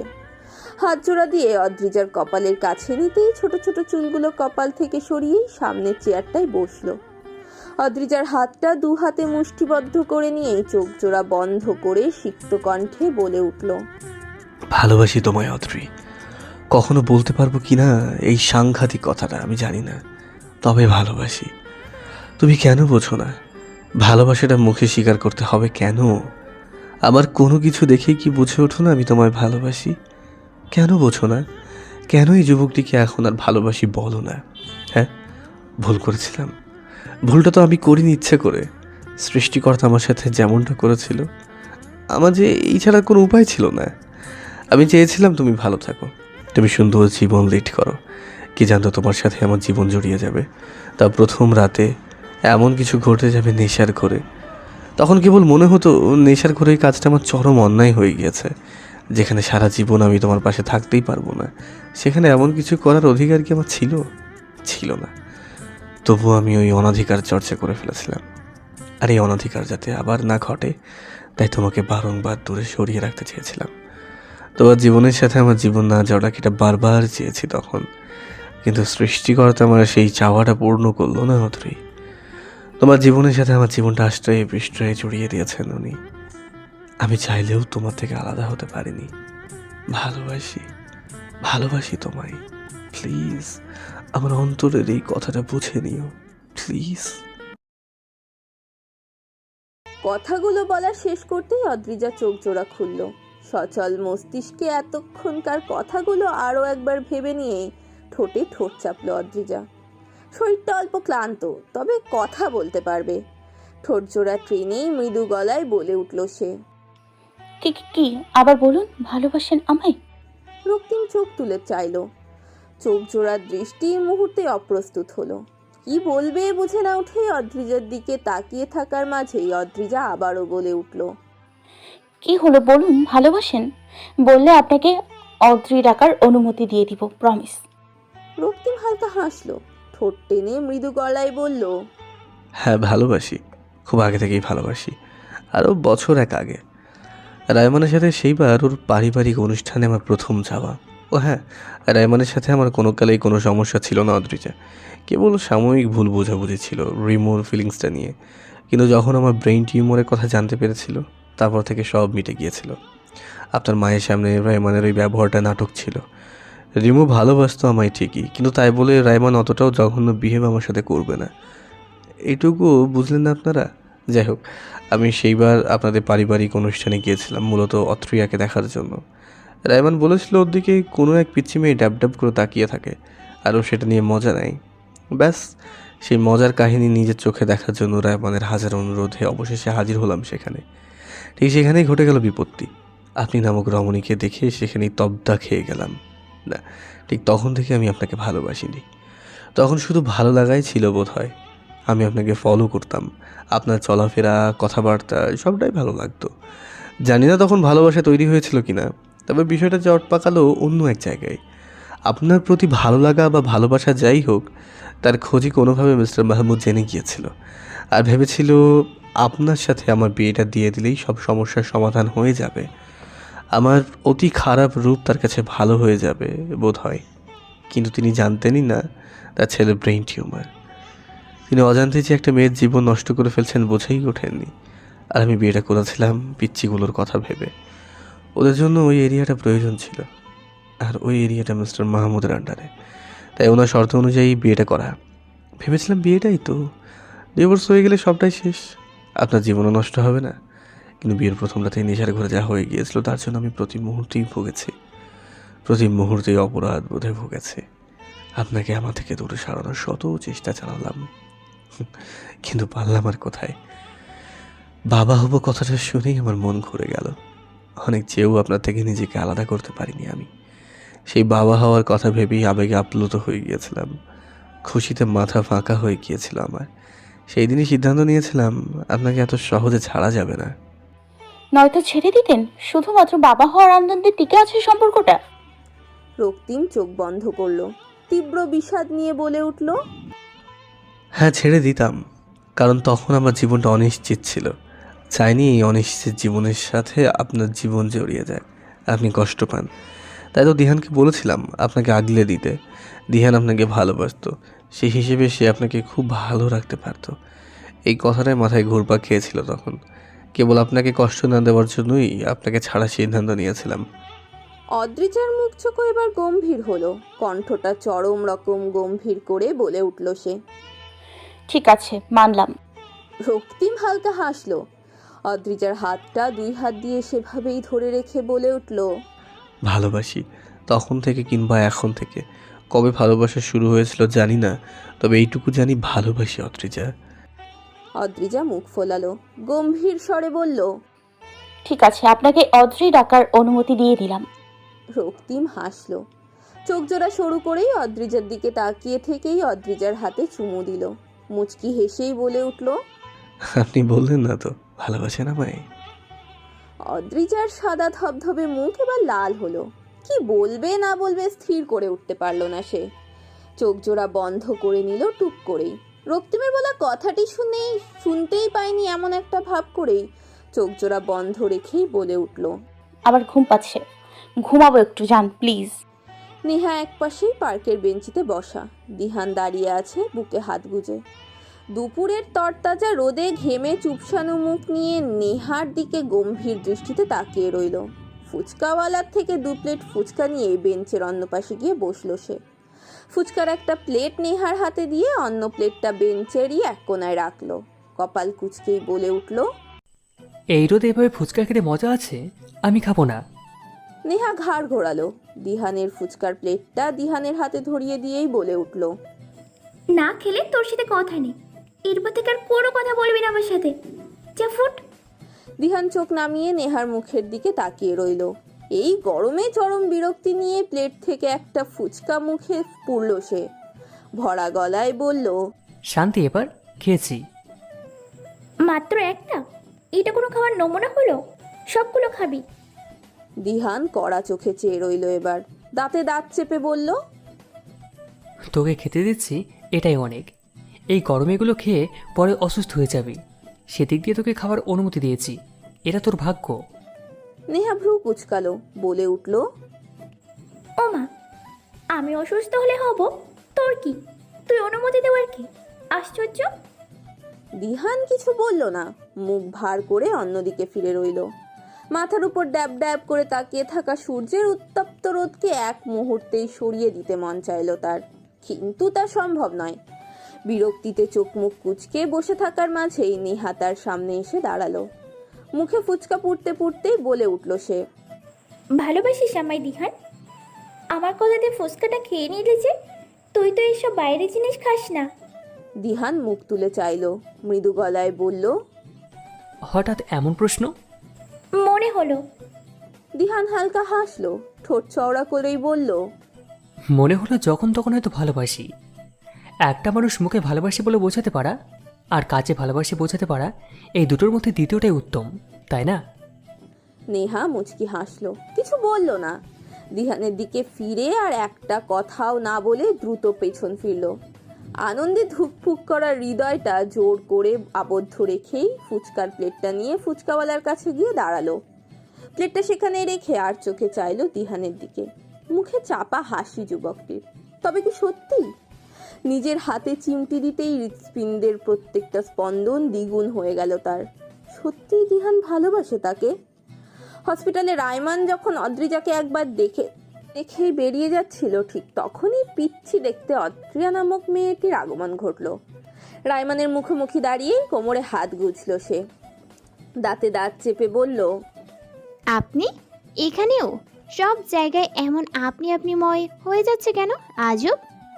রায়মান গম্ভীর চোখে চাইল, অত্রিয়ার দিকে তাকিয়ে মুখ ভার করেই বলে ফেলল, ভালো টালো বাসলে যা হয় আর কি।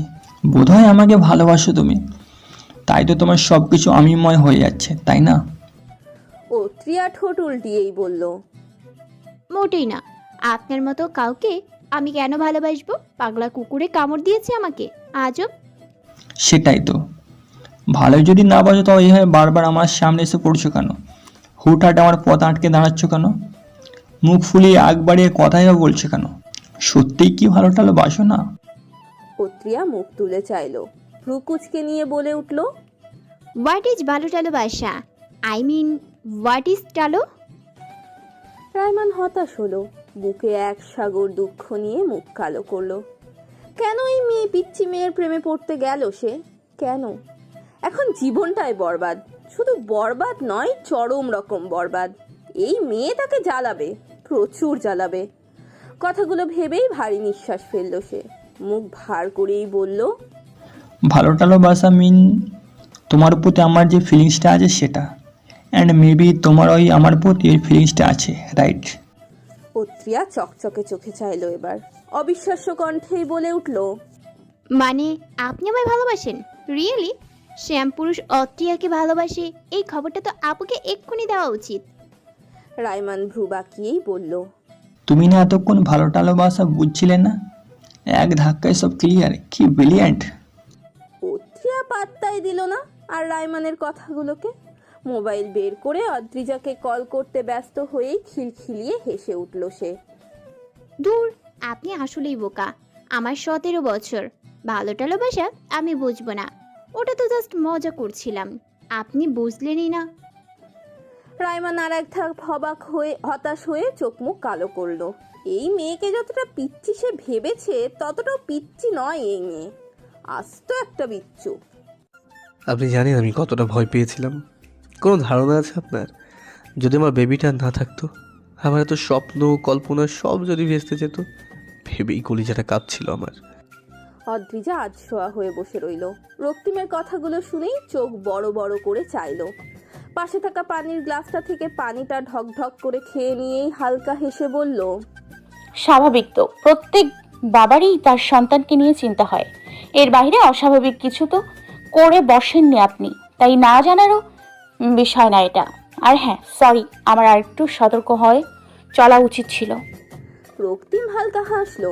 রুমের জানালার কাছে দাঁড়িয়েই পর্দাটা টেনে দিতে দিতে মুখ ফুলিয়ে জোরে শ্বাস ফেলেই অদ্রিজার দিকে তাকালো। তারপর বিছানার পাশের টেবিলের ড্রয়ারটা থেকে ওষুধ নিয়ে এগিয়ে দিল অদ্রিজার দিকে। মুচকি হেসেই বলল, এবার থেকে আপনার সমস্ত কিছুর খেয়াল আমিই রাখবো, কেবলই নিজের সন্তানের সেফটির জন্য, আর কিছু না, কিছু ভাববেনও না। অদ্রিজা ভ্রুজোড়া কুচকে নিয়েই তাকিয়ে রইল, বলল, আর কি মনে করব, কি ভাববো মিস্টার রক্তিম মাহমুদ? আপনি আমায় ভালোবাসেন তা তো আমি অনেক আগে থেকেই জানি, সুইটার বলে দিয়েছিল। রক্তিম অবাক হলো। সুইটহার্ট তার থেকে কিছু লুকিয়ে গেছে ভাবতেই পারল না সে। রুম থেকে বের হয়ে গিয়েই আবার কিছুটা সময় পর ঢুকলো রুমে। অদ্রিজার চোখ মুখের দিকে দৃষ্টি ফেলেই বলে উঠল, আপনি খুবই অভদ্র অদ্রিজা, আমি আপনাকে এমনটা ভাবিনি। সুইটারটা থেকে কথা হাতিয়ে নিয়ে আমাকে জ্বালাতে চাইছিলেন, আসলেই বিপজ্জনক মহিলা আপনি। অদ্রিজা খিলখিলিয়ে হাসলো। ঠিক তখনই সুইটহার্ট এসে দাঁড়ালো, হাতের ছোট প্লেটটায় কেটে রাখা ফল অদ্রিজার দিকে এগিয়ে দিয়েই হালকা হেসে বলল, এটা কি করলে অদ্রি? জানতো এবার আমায় ভুল বুঝলো। ধুর, তোমার জান তোমাকে বোঝে, তুমি শুধু শুধু চাপ নিচ্ছ। রক্তিম হাসলো। সুইটহার্টের কাঁধে হাত দিয়েই মুচকি হেসে বলল, ইয়েস, তোমার জান তোমাকে ভুল বুঝতেই পারে না সুইটহার্ট। সুইটহার্ট হালকা হাসলো। ফলের প্লেটটা অদ্রিজার হাতে ধরিয়ে দিয়েই যেতে যেতে বলল, চটচলটি খেয়ে নাও অদ্রি, না বললে কিন্তু শুনবো না। অদ্রিজা মুখ ফুলিয়েই তাকালো। রক্তিম মৃদু হেসেই তার কাছে এসে বসলো, কণ্ঠ ফিচেল করে বলল, আপনি কিন্তু আমায় বললেন না অদ্রিজা, ভালোবাসেন আমায়? অদ্রিজার চোখ মুখ আবারও লাল হলো লজ্জায়। নিঃশ্বাস ঘন হয়ে উঠল। আগের বার যেমন কত সহজেই ভালোবাসি কথাটা উচ্চারণ করতে পেরেছিল, এবার বিষয়টা ততটাই জটিল। কণ্ঠ ভীষণ ভারী। সেই ভারী কণ্ঠে এই ছোট্ট ভালোবাসি শব্দটা বের হওয়াটা যেন বেশ কষ্টকর। চোখ জোড়া বন্ধ রেখেই জোরে জোরে নিঃশ্বাস ফেলল সে। বার কয়েক ঢোক গিলেই চোখ জোড়া সেভাবে বন্ধ রেখেই মৃদু কণ্ঠে বলল, ভালোবাসি, আমিও ভালোবাসি। রক্তিম এবার বাঁকা হাসলো। অদ্রিজার কপালে ঠোঁট জোড়া ছুঁয়ে দিয়েই ফিসফিসিয়ে বলল সে, আজ শতবার ভালোবাসি বলতেও আমার জড়তা কাজ করবে না। ভালোবাসি অদ্রি, আমার হৃদয়ের ভেতরে থাকা সেই রমণী তুমি, তুমি নামক মেয়েটিকে বড্ড ভালোবাসি। আমার হৃদয় নিবাসে যে তুমি অদ্রি, ভালোবাসি ভালোবাসি ভালোবাসি।